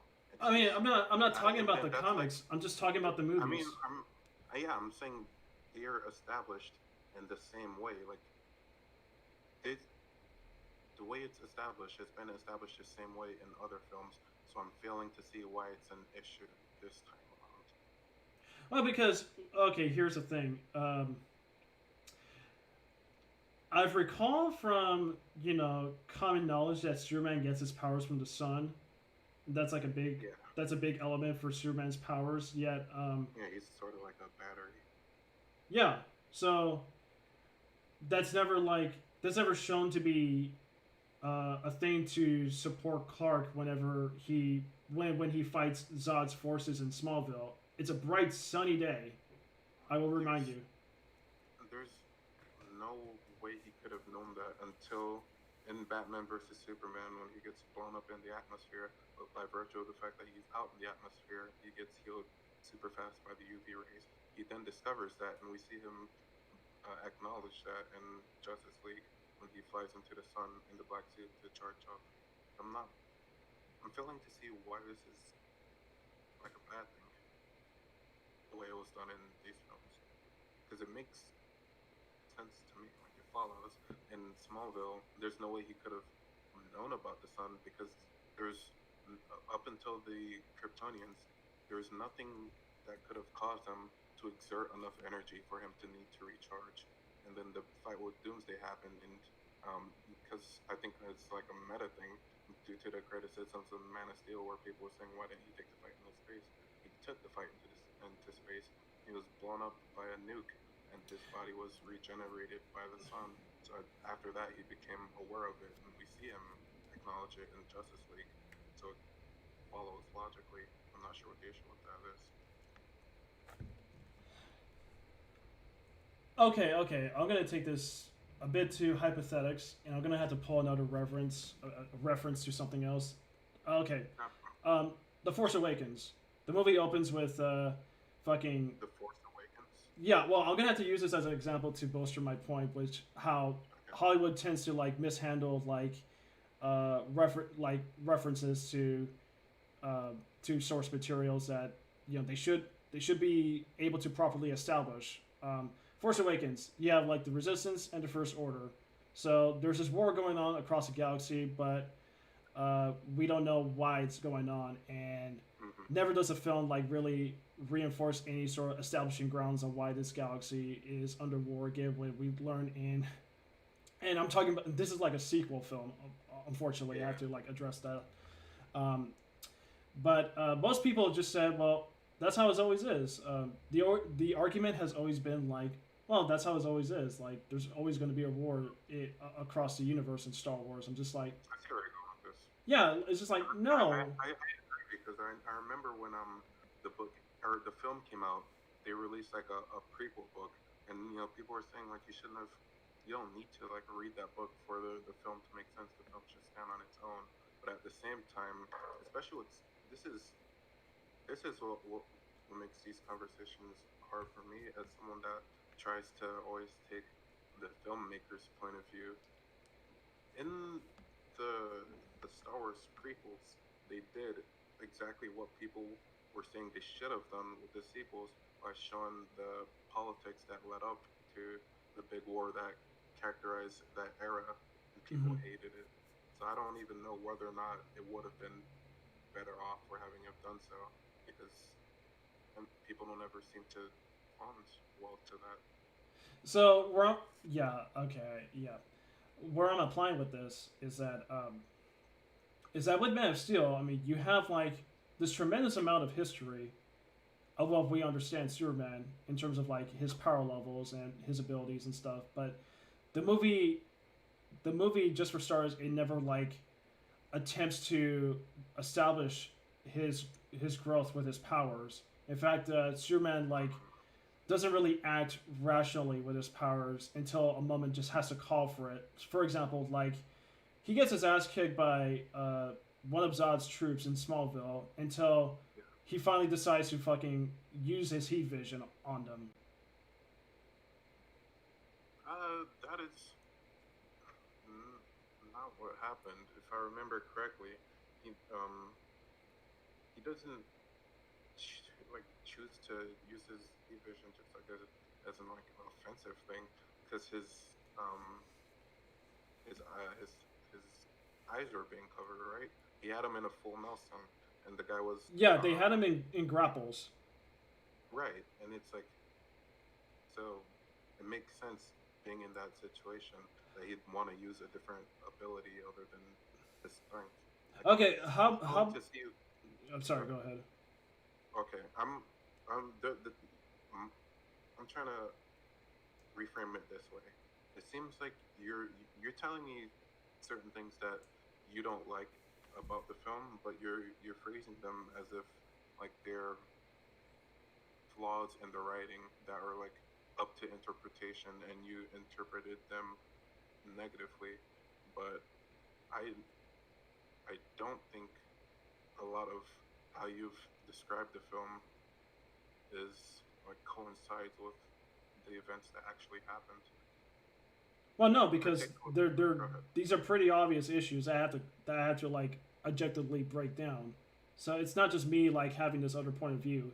It's the fact that Well, I the mean, writing has all these gaps in logic and inconsistencies and character you decisions that don't make sense that ultimately call like they prompt me to call out on it. well you keep saying that, but on multiple occasions throughout this conversation, you've laid you framed your point in one way, and I've responded to not even addressing a point but by saying no, that's not what happens in the film. So if I'm saying no, that's not what happens in the film, then I'm asking you to like evaluate like what merit do those points hold if they're like up Oh, to interpretation is one thing, but I'm just yeah. like disagreeing on like the events. Like we watched two different films at that point, right? I mean, you're gonna have two different films where people are gonna like the movie, you're gonna hate the movie, but you know, pretty much like people are gonna like this movie regardless what anyone has to Uh-huh. say. So I, reason why we're doing this debate is that I'm trying to call out on the issues I have that are pretty much criticisms that people have carried with Batman v Superman for quite a while, and the movie's like 5 years old already. It's, Yeah. Well, yeah. I understand your point of view. I'm just like trying to see if you really understand mine. Like, do you think you could steel man my argument? no, I'm not stealing out your argument. I'm No, giving I'm you. I'm asking. I'm asking. Do you think you would be able to like how much does does what I'm saying make sense to you? No, it really doesn't make any sense, especially like consenting, like giving consent to children to make their actions. I find that very far fetched. From when you Okay. mentioned that earlier, Well, I don't think no, they don't make any sense, and the films ultimately just don't make any sense. So I'm inclined to disagree, dude. there's nothing wrong with you disagreeing, and I encourage that because it's healthy. I'm just saying uh, I don't think your disagreements have much merit to them. Even like um, bringing up the consent thing again, like I feel like if if this were another movie that I brought this up with, it would not be an issue because in the real world, like we know that children can't authorize things. They can't sign signatures. They they do not have the the ability to consent. Like that ability is accorded. Uh, it's it's given to whoever has custody over them, and that goes for things like as far as being public figures. You can't make the decision to be a public figure when you're a child. Whoever has custody over you has to do that for you. I mean, So I'm Superman. confused as to how What you could. I'm confused by yeah, I'm confused about the decision about becoming like a public figure because that's not what Clark that's not what Clark is really about. He's not looking for an image, especially if the Right. image is going to like damage his reputation. He made the choice to save children who are about to drown. It's about What you making the just right said, choice. that's not what Clark is about. That's what the exact issue is, and that's So what you're John saying was saying. Clark isn't about making right choices? No, no. You said Clark wasn't about having a public image. Well, That's that's what what you're Jonathan was arguing saying. for. Now I'm trying to rephrase it for you. Jonathan was saying, Clark, I understand that what you're trying to do is save people, but that's not how other people are going to take it. Other people are taking that as a declaration that you are different from them, that you're an alien. that make sense? Yes, that does make sense, but the film doesn't like reinforce this consequence because BVS. for all I know, later in his teenage years, when he has that conversation again with Jonathan, like people just forgot about it.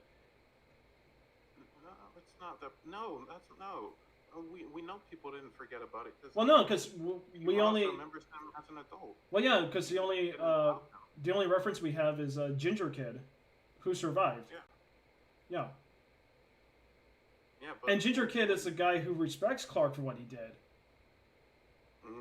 he's one of many, just like Alfred in BVS, but that doesn't stop But Clark from hating Jonathan him, right? but Jonathan Like there are tells him some people that would otherwise. have taken it well, and there are other people that would have taken it like not well, and those other people are Lex Luthor and Bruce Wayne.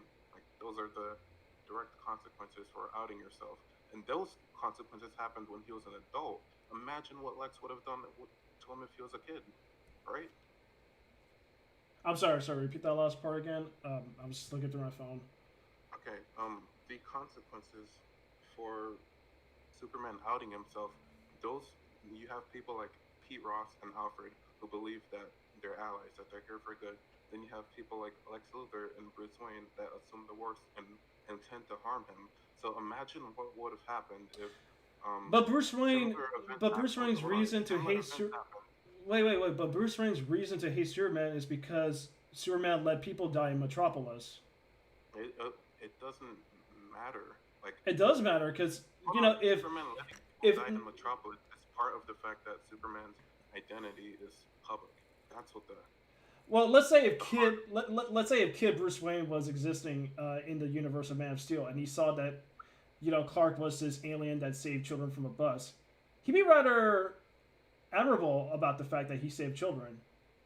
That is so like up to it's completely subjective because even that No, we no, I'm know not for a saying fact like that it's in this subjective fact. universe I'm there saying are people like hypothetically.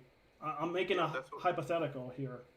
I understand that. That's what I was yeah, okay. Sucks like respond to a hypothetical with a hypothetical, but I was saying like imagine if the events of Man of Steel happened, but Clark was like 17 instead, and when he had to fight Zod, what do you think he would have been able to do against people like Lex Luthor? That's what Jonathan Kent was answering. People that would have hated him by virtue of his existence. His existence. That's who Lex's character is. Like, there's like you can't be a child and put yourself into that situation. You just don't have the wherewithal to. And Clark, as an adult, still hardly handled it. He would have. He did die, but I mean, it was a mess. Like he didn't handle it well as an adult. How do you think he would have handled it if he was a kid?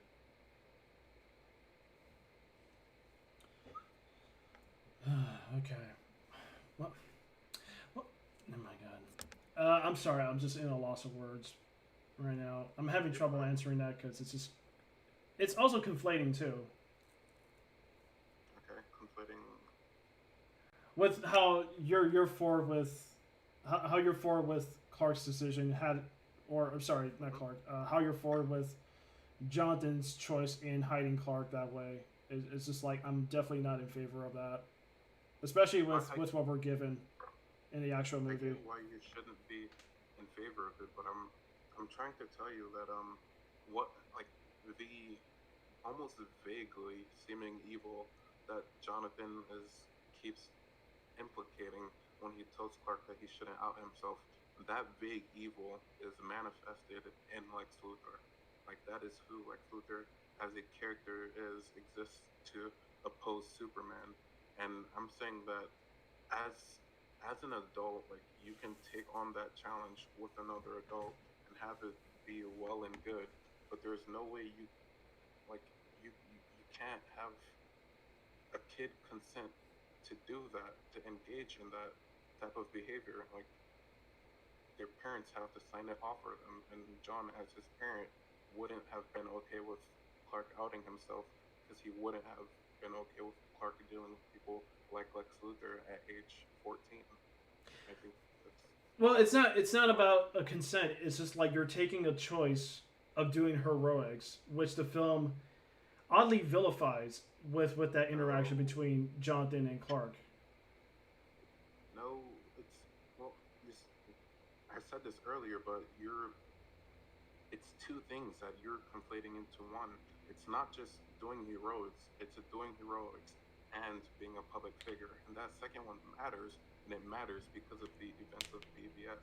We see direct consequences to that. And even within just Man of Steel, it does not vilify heroics. After Lois tells Clark that she's been tracking his behaviors, like saving random people from different cities, she wasn't like afraid of him. I think she told him it was a good thing and told him that people would have like whatever the interaction was, it was positive. Like, How about acknowledging that you entrusted your surrogate father to just die? How do you respond to that? okay, The tornado? hold on. Yeah, I'm just trying to get my head straight. Give me a second. Because I ultimately like it seals the deal of how bad like they assassinated Jonathan as a character. He doesn't die of natural cause. He just dies of a cause that clearly Clark could have easily saved him from. This is like um, basically reinforcing the the bus scene, and it's the Well, purpose yeah, of it does apply to the bus scene because the purpose of that scene on like a meta level is basically saying John believes so firmly that Clark should not be outed as superhuman that he is willing to die for it. That's what that scene is. So just the fact that Jonathan dies and Clark could have done something about it isn't an issue because John wanted again to ensure the identity of a minor. Like he was the adult in that situation, and he chose to actively protect Clark's identity. so by choosing that he abandons his wife as a widow. He abandons his humble farm life in Smallville, which I'm sure he leads a good life so far. He doesn't just that is such a cynical way to take it. But the movie's pretty cynical. He doesn't just abandon those things. He leaves Clark with an example of what a good man is. This is something like we see. I don't. I'm just gonna throw this out there. It doesn't matter if you've seen it or not. But in like Daredevil, the Netflix series, there's this thing where Matt Murdock's father, uh, Matt Murdock thing, Daredevil, his dad was a boxer, and he used to throw matches to win money. And after a while, he decided that it wasn't worth it. That he was going to win a match and leave a good example for his son, even though he knew that he'd end up dying for it. And his death, of course, is part of what Matt uses to motivate himself in his heroic mission. This is a common trope with superheroes for their parents to die and be a motivating factor. Well, yeah, I mean, in a different context, I mean, Matt Murdock doesn't have powers to save his dad from fucking criminals that will shoot him for throwing a match. What is You see what I'm getting here? him having powers? Okay, I'm connecting this with Man of Steel because you're saying like that situation and context should work. Therefore, Man of Steel is good. When in fact, in Man of Steel, the whole tornado scene, Clark could have easily saved his dad from a tornado, and he doesn't die of a heart attack or a natural cause. He literally dies from an external force that kills him. That is like complete conjecture. Like Clark could have easily saved his dad. That's implying so many things that we don't know to be true. It's not clear whether or not Clark knew he had super speed at that age. Like, and even if he did, it's if if somebody could have spotted him while he was saving a bus and all of them were drowning, do you not think somebody would have spotted him? Excuse me, super speeding under the overpass? Well, I could ask the same question when he like punctures that dude's truck with like fucking dozens of tree logs, which is pretty overt action. Yeah, but nobody knows his name. Oh my like with Smallville. Okay. Well, I'm not sure where else to go, but I mean, honestly, I really don't find I think the upbringing with Man of Steel kind of like it really hinders Superman as a character. The fact that he he goes through this cycle of deciding whether humanity can't be saved, despite it is the right choice. In fact, like he takes the entire third act to realize Zod is a monster that he has to be stopped. That he kills him, which is an action that he could have easily done in the whole Smallville fight when he had Zod at his mercy of Earth's atmosphere. That could have easily saved like the whole third act.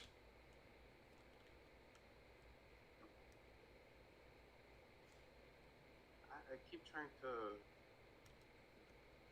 phrase my disagreements in like ways that don't come off as like hostile or combative, but it seems to me like you're conflating so many things into one. It's like he could have easily killed Zod in Smallville.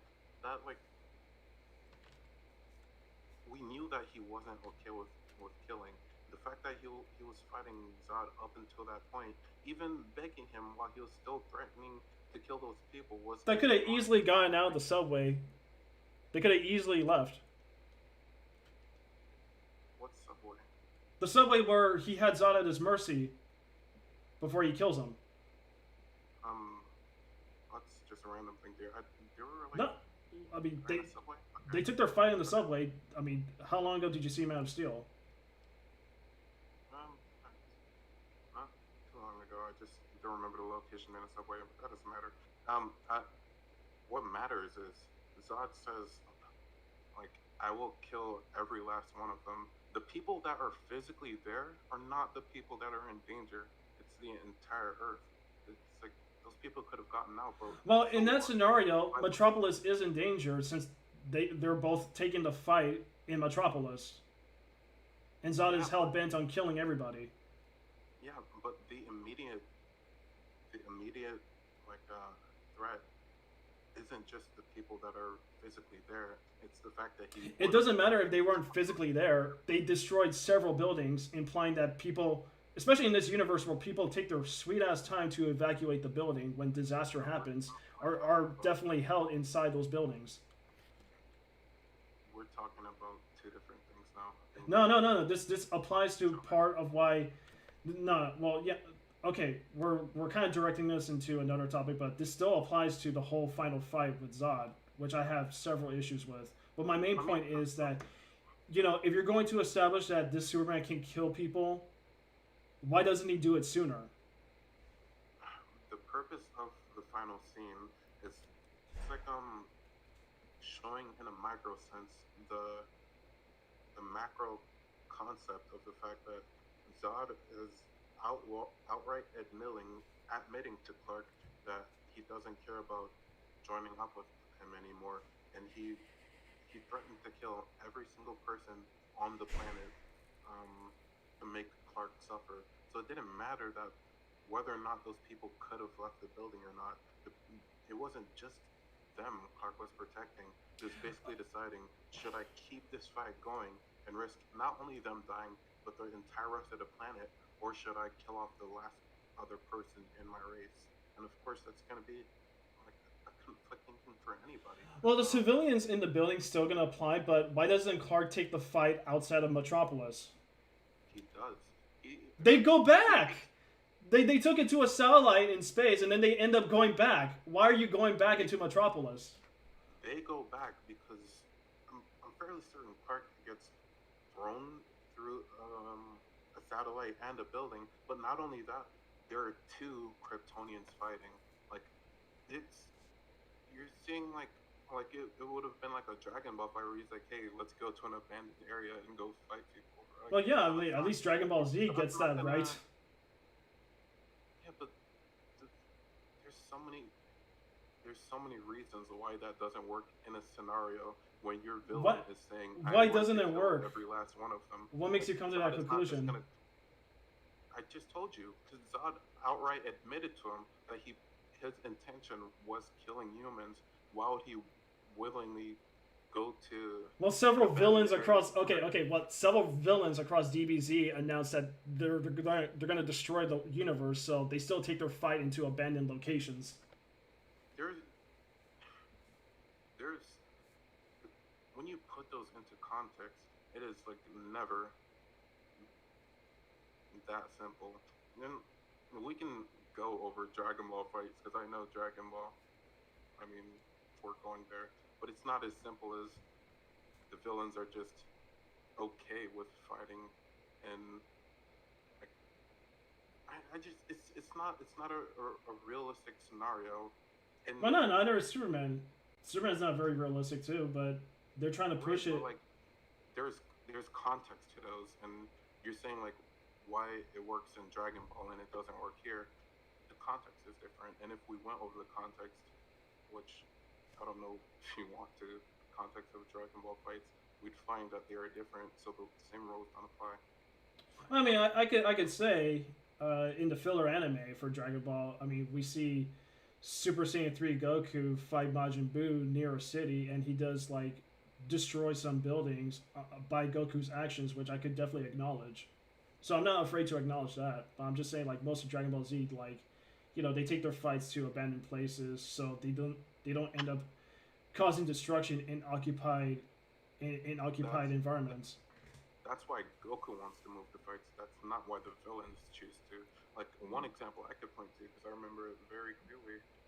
In the Majin Saga, when Goku isn't taking Majin Vegeta seriously, and they teleport to the um, World Tournament arena, Vegeta blows up like a portion of the arena and kills a shit ton of people. Well, And yeah, I Goku's mean like, I don't take that's you in seriously, so that's now we should move. I've read the manga too, so that's in the manga canon. But in the Yeah. anime filler canon, Goku throws Majin Buu to several buildings where people are held under Super Saiyan 3. Mhm. But okay, what I'm getting at here is just like the same with Smallville. Like Superman takes the fight to occupied locations, including Smallville, his hometown, where he's grown up his whole life. It's not the same. Like going specifically to Majin Vegeta, that one I know because I watched it not too long ago. The reason Vegeta, as a villain, is willing to go with Goku to a secluded area is because he wants to fight Goku. Exactly. Ma- So yeah, he's but killing lives to Zod, push Goku Zod, further. I repeated this before. Zod isn't there to fight Clark. He's there to kill humans. He said that's what his stated goal is. So they're not And Clark's there to two stop Zod. conflicts. They're not So, the same. oh my god.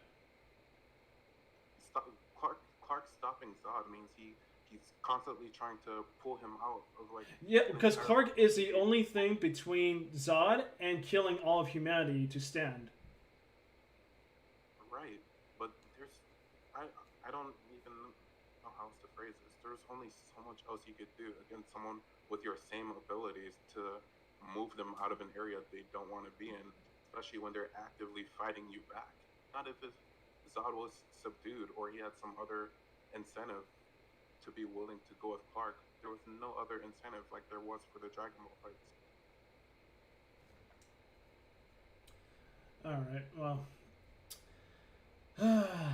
I I really don't know what else to cover at this point. I mean, I get you're clearly in favor of the movie, but one that uh, with Man of Steel and Batman v Superman, and that's fine. But you really got to acknowledge people's issues with it, even if it's coming from another view, as opposed to people who like the movie, because these movies do not stand any candle. Like I have, here's the thing: I have no desire to rewatch Man of Steel ever again after my whole rewatch I had before the Snyder Cut came out, and I only watched it because the Snyder Cut was coming out. There's absolutely no issue with that, and I'd never like attempt to take umbrage with that because I'm not here to change people's minds. I said this at the beginning of the conversation, and I'm not here to change minds either. I just wish oh, that with this debate, you could probably acknowledge points that I've been making, uh, as opposed to your arguments. But clearly, you don't take that into account. I don't think that's a fair assessment of my points. And this is why I keep saying it feels like I'm talking past each other because our goals are different. And I'm gonna say this again and try to put it in a more broad sense. But whether I like or dislike something has no bearing on my ability to defend it. And I know I said this earlier, and maybe the way I said it didn't make any sense, but the things I'm willing to disagree with you on are things that I think I can point to as being objectively dissonant with events in the film. So that's different than like if you tell me that you interpreted something differently, and I'm like, okay, because I mean the only thing for me to say to that is No, it's not that I'm making an interpretation or a claim. It's that it's right. there in the movie. Yeah. Well, that's what from both of our point of views that have to be like an objective disagreement, right? Because if it was just you telling me that you interpreted this differently, then it's like who am I to challenge that? But if you're saying this is what happened in the movie, and I'm saying no, this is what happened in the movie, then there can't be like an agree to disagree because the movie exists, right? There has to be something we can either one of us can point to and saying like this is what happened, right? Yeah, I mean, it's definitely what happens in the movie, but again, because of what happens in the final product, it just leaves a lot of issues that, which is why I like talking about them, and I like to acknowledge my points with the issues I have with both movies. Like, let's say you hated Last Jedi, right? I mean, I don't care for it, but I don't. I said this earlier. I actively try not to dislike things, and um, whether or not I like it doesn't have anything to do with whether or not I'll argue on it. Well, I mean, that's the issue with people on criticizing things is that there are like a lot of people that aren't willing to they're not willing to take criticism very lightly, especially to things that they enjoyed. When clearly it's fine to have that conversation. Like, here's the thing: my disappointment with Man of Steel came from my passion and excitement to see a good Superman movie in a modern day. I didn't get that, and most people did not get that. The movie's really bad. So, Like, I don't know, man. You can't say it's up to interpretation, and it's not up to interpretation. Then make claims like most people did not get that. The movie's really bad. well, Those yeah, I are mean, the those are movie. subjective claims. Like there's no other way around it. Those are subjective claims, right? Okay, well, objectively, like, this wasn't a crowd pleaser. Like, it definitely underperformed its budget when it first came out. Like, 225 million as opposed to 600 million. That's a fact. Like, a lot of people did not like the movie.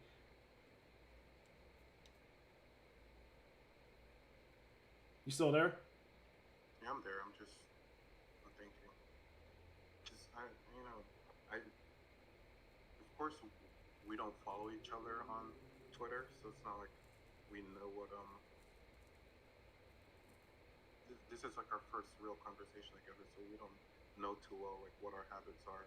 But I'm I'm telling you, for me as a person, in regards to film and other media, like there was this thread yesterday that I saw that was like calling Spider-Man Far From Home bad because of the final scene, and the comment that I left on that, if I can find it, it was basically like I don't agree with the content of what you're saying, but I love the fact that you stated it in this thread because I enjoy artful explorations of media like this. Like Mm-hmm. I'm not out here to disagree with people on the face of disagreeing with. Even if I disagree, or I mean, even if I like something or I dislike something that you like or dislike, I'm not gonna bring that up because it doesn't really matter what I dislike. I just think the things that I personally take the umbrage on are things that I can point to as being objectively wrong, hopefully for the sake of changing someone's mind or at least showing them like the other side of the coin, right? Yeah. No, I agree. Like, I recall one example I can name from uh, I can name for myself. I'm not sure if you're familiar with Southpaw. Yeah, Yeah, everyone that's on filter.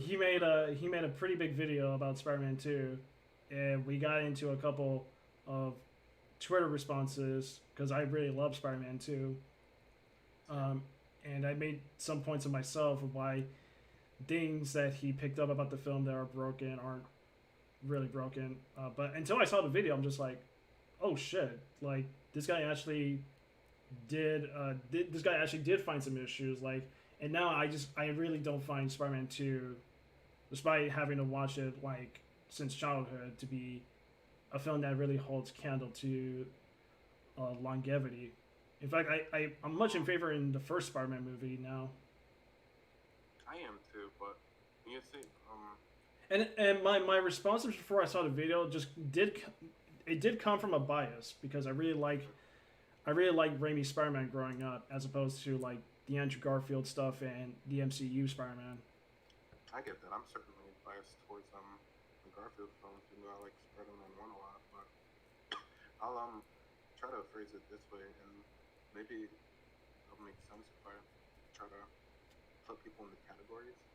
But of course, not everyone's gonna fit these categories. But Mm-hmm. I think I umbrage with people like Southpaw and the EFAP group. Um, what I find from a lot of their content is that they tend to nitpick things they dislike as opposed to critiquing things they find to be issues. And those are vastly different. And Oh yeah, I would. I don't. I wouldn't say nitpicking. I mean, they do look at things pretty closely, and they're like a unit, so they're like their own riff tracks where they can still like make jokes about it. But you know, I'm like a supporter of their stuff, and I don't agree with most things that they said. Like Mahler's opinion on Taxi Driver over in favor of Joker. Like I really don't think that Taxi Driver is below Joker at all. Um, it's not. no, it's a pretty damn good movie. Oh Um, yeah. But but I just I don't ever like get into the actual content with people like Mahler because I feel like that's divorced from the type of person that I am. Because you see, not just with films, but with music, literature, any form of art, I appreciate analysis. I love to read this. I love to see people break things down, explain things, deconstruct things, reconstruct things, put them back together. But that's so much different from what I find people like that are fans of Mahler or associate themselves with his community. They just seem to point things that they dislike out and call them bad. But there can be like a shit ton of things you can dislike in an art and it still be good despite that, right? yeah, I mean, you know, that makes sense. I mean, they mainly just call out inconsistencies in plotting and characterizations. Um, But that's a good way to phrase it. And I don't think those are the priority in like critical analysis. I don't because that I mean just by virtue of its definition, it doesn't require much critical thinking to like complain about the physics of Spider-Man throwing a punch at Doctor Ock. Like it's I don't know if there's like a less offensive word than a nitpick, but it's a nitpick. I mean, you can say it doesn't make sense, but it doesn't really matter given what the scene is trying to establish. I think that's what you should be paying attention to as opposed to because I don't you say you said earlier like you had nostalgia for it as a child, but I don't even know if it's just nostalgia because when people will often say that when they watch these films in theaters or at home, like in the moment they enjoy them, and it's like, well, why do you enjoy them, knowing that they have these issues? Well, it's because those issues aren't necessarily groundbreaking. Like they can have a shit ton of nitpicky issues that you can point out, laugh at, or whatever, and maybe it's okay to laugh at them, but those aren't what makes a film good or bad. well, the Those nostalgia are thing, vice it versa. just takes people to a good place, like in general, where you know it was accepted to like it. besides just enjoying the movie. Right. But I think whether or not you like or dislike something is so far removed from whether or not good or bad that I'm trying to get people to have that second. Because the thing about having conversations about whether or not you like or dislike something, unless you're talking about, unless you're talking with your friends, it's never gonna have a good ending. Nobody cares if you dislike something, right? There's nothing you can take from that as meaningful. But if we're having a conversation about trying to explore whether or not something's bad, then we can change each other's minds. There's actual fruit in that conversation.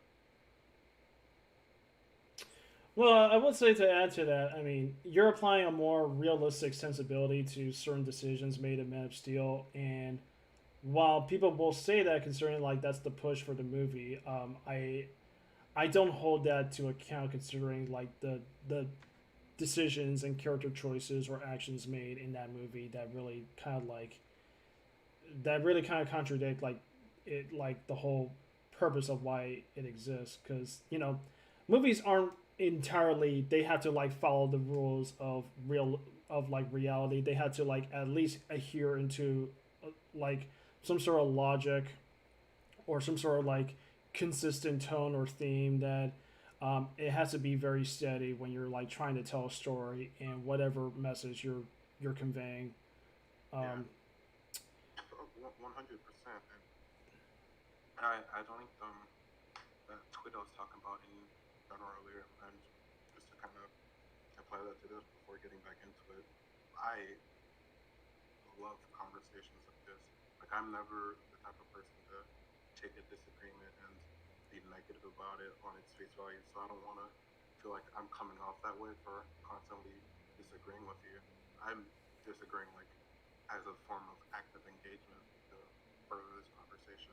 I'm not a bad faith actor. no, no, I mean that's totally fine, man. um, but we've been going on for over 2 hours already. I think in fact, I kind of want to call it quits because I do have to like make me some food. But Yeah. you You know, also said you're recording too, right? I'm sorry. Say that again. You also said you were recording a video earlier too. Yeah, that's right. I mean, I'm doing my Man of Steel video. I might talk about Batman v Superman and Wonder Woman, and as well as like talking other forms of media that been I've been pretty critical of, especially Last of Us Part Two. Like I just played the first game and the second game um, recently, and I got all my footage for both games, so it's gonna be like a heavy pet project of mine that I will be covering soon. It's a fucking slog, man. Talking about The Last of Us 2, for me, it's always miserable. I just don't even enjoy talking about it. So miserable the game makes me. Oh yeah, I mean But it's not just the misery aspect; it's just like the gameplay in the core, how dissonant it is with the narrative. Because that's the one thing with inconsistency that I think uh, Mahler nails with that I can take away with Last of Us Part Two. It's just like it's trying to provide a message about why that vengeance is bad and that forgiveness is better, but you're killing like 50 plus NPCs across the game. right, and it's like by virtue of the gameplay you have, Mm-hmm. you know, yeah. So I don't know. It's not really you giving much choice. You have to do it, and also like the fact that even though you killed like 50 like numerous NPCs across the game, your playable character, in which case I'm going to put Ellie, has an issue about killing the people who were complicit with Joel's murder, even though you had no issue killing with the people that are trying to kill you. Right. Yeah. So it's like, I think on a meta level, we're agreeing on this part because with video games, it's so much more concrete to say this is dissonant. Like the gameplay story is dissonant from the story because we can all kind of experience it the same way. But with films, we don't experience those the same way at all. There's a lot of other emotion baggage that goes into your viewing of a film. So it's harder to come to those same conclusions. Yeah. Yeah. But Well, either way, it's a hmm good conversation. yeah, I enjoyed the conversation too, and who knows? Maybe we could probably like go back to DCEU. I mean, are you do you like Wonder Woman? Are you in favor for that movie as well? I'm a movie guy in general. You name it, I've probably seen. Okay. Um, Well, who as knows? far Maybe as I could. 2017 or 84? Oh, 2017. 2017. I liked it up until the third act. That's I remember. Okay. Well, I'll tell you this. That movie was never good before the third act. Yeah, but like Well, that's I think that's one of those films where I said you enjoy it in the moment.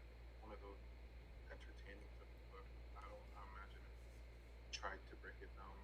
uh, I find I mean, that's a film we could probably talk about in the future, but it's just like mainly not just because I have no intention of covering like Wonder Woman 84 because that's widely accepted as like a really bad movie. But I'm just like I wanted to go for like the movies that seem to have surprised. it resonated with people on first impression. Like Wonder Woman got like this press because it was like empowering female superhero movie, and Black Panther, while culturally significant for for the kind of audience, and I like the appeal that people got with Black Panther. It's a pretty bad movie too. I I think I've said something similar to that before.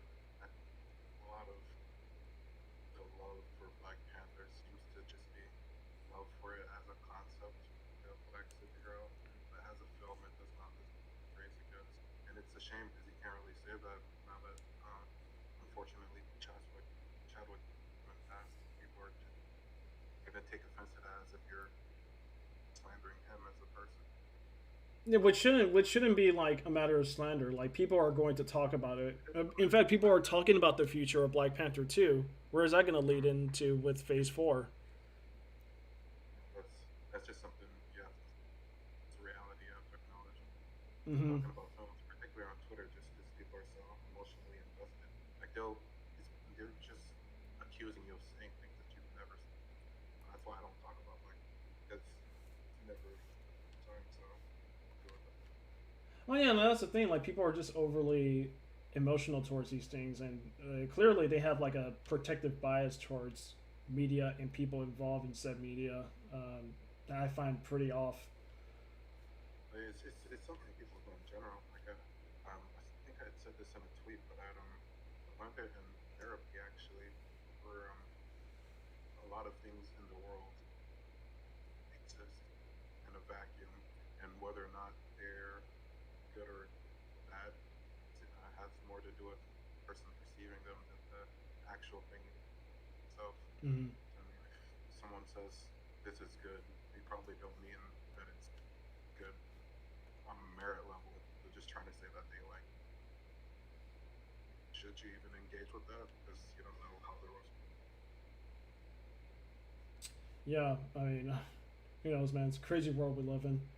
But I'm gonna have to close this. But regardless of what this conversation had led to, and we went to many places, I really thank you for the opportunity to join me here on Discord and just talking about the DC films so far with Snyder's work.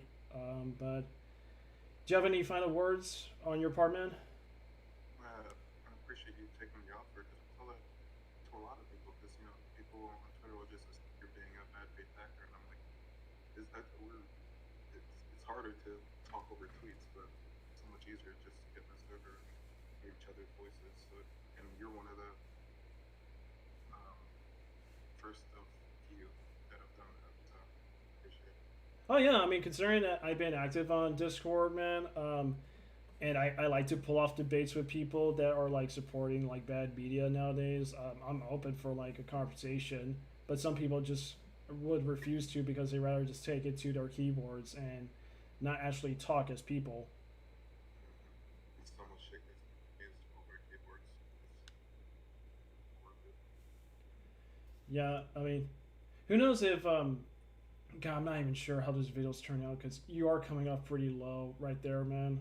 So I'm hoping like your voice quality still matches the actual stream itself. But yeah, who knows? We could probably just link up, man. We'll have another conversation for another topic for another day, and uh, yeah, just for final words, I'll get my Man of Steel video out pretty soon. I'm actually working on a little side video. Have you seen Invincible? I've read the book. I have not watched the series. Oh, okay. Oh, you're at the book. You know what? I do kind of acknowledge that you are pretty comic book savvy, man. Like that's I keep trying to not necessarily try to pull it back to that, but when you say like Superman or Batman, it's hard to tell what you mean because it means so many different things to people. That's why I always go back to comic books. But I'm not like a elitist about it or anything. No matter if you. Yeah, because I normally don't read comic books when I was growing up, but you know, And you don't need to. So I'll well, tell you this: well, as a people, hey, comic book reader, the well, majority of Batman books are fucking bad. Like well, there's comics just a nowadays are shit pretty ton of bad. them. Ton of them. Yeah, it's the comics game we're living in. It's pretty bad, and I could say that as a person who sees this change going on with a lot of media, especially with movies and TV. I don't adhere to it, man. I just prefer to be entertained, Yeah, well, and yeah. not just entertained. Sorry, I don't want to like make it sound like I'm easy to please, but I just prefer just telling like a basic story that I could just wrap my head around. I don't think there's necessarily anything wrong with that, but other people have ill Hmm. intentions to tell you one thing and mean another, right? Yeah. Well, this was a good talk, and I gotta get off because I'm pretty famished right now. But um, you celebrating 4th of July? Fortunately, not. I kind of live on my own out here, so not much to do. All right, gotcha. Well, hope you take it easy, man, and hope you have a safe, eventful holiday. Even though that's pretty unlikely with some people, such as me, because I prefer to just sit in front of my computer. I don't care for fireworks. I'll be doing the same.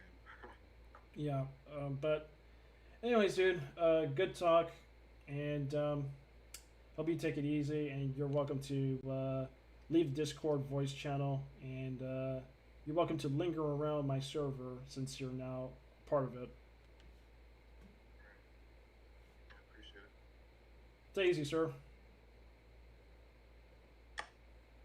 Oh, I don't know if you're still streaming or not, but I was just gonna say, if there's ever like small topic that we could do like a concrete 10-minute conversation on, I'd be so willing to do that with you because it'd be easier to adjust the audio levels, After Effects, and like Premiere or whatever.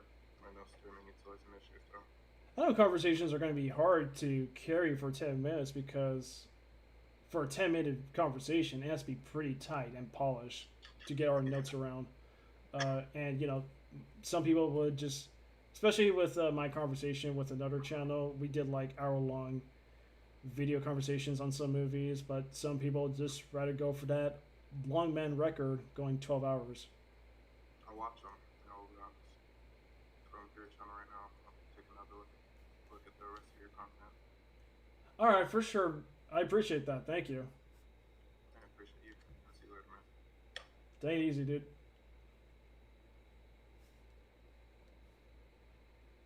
Am I alone? Yes, I am alone. Well, for anyone who's been watching this, thanks for taking part of the debate. Fortunately, much respect to the guy. I did not make. Probably will have to straighten my points a lot better to hopefully reach a mutual conclusion for other people I plan to bring on the channel. But you know, this was a good talk, and happy 4th of July, folks. And this is the MadCast live signing off. And this is the MadCap wishing you a happy Independence Day.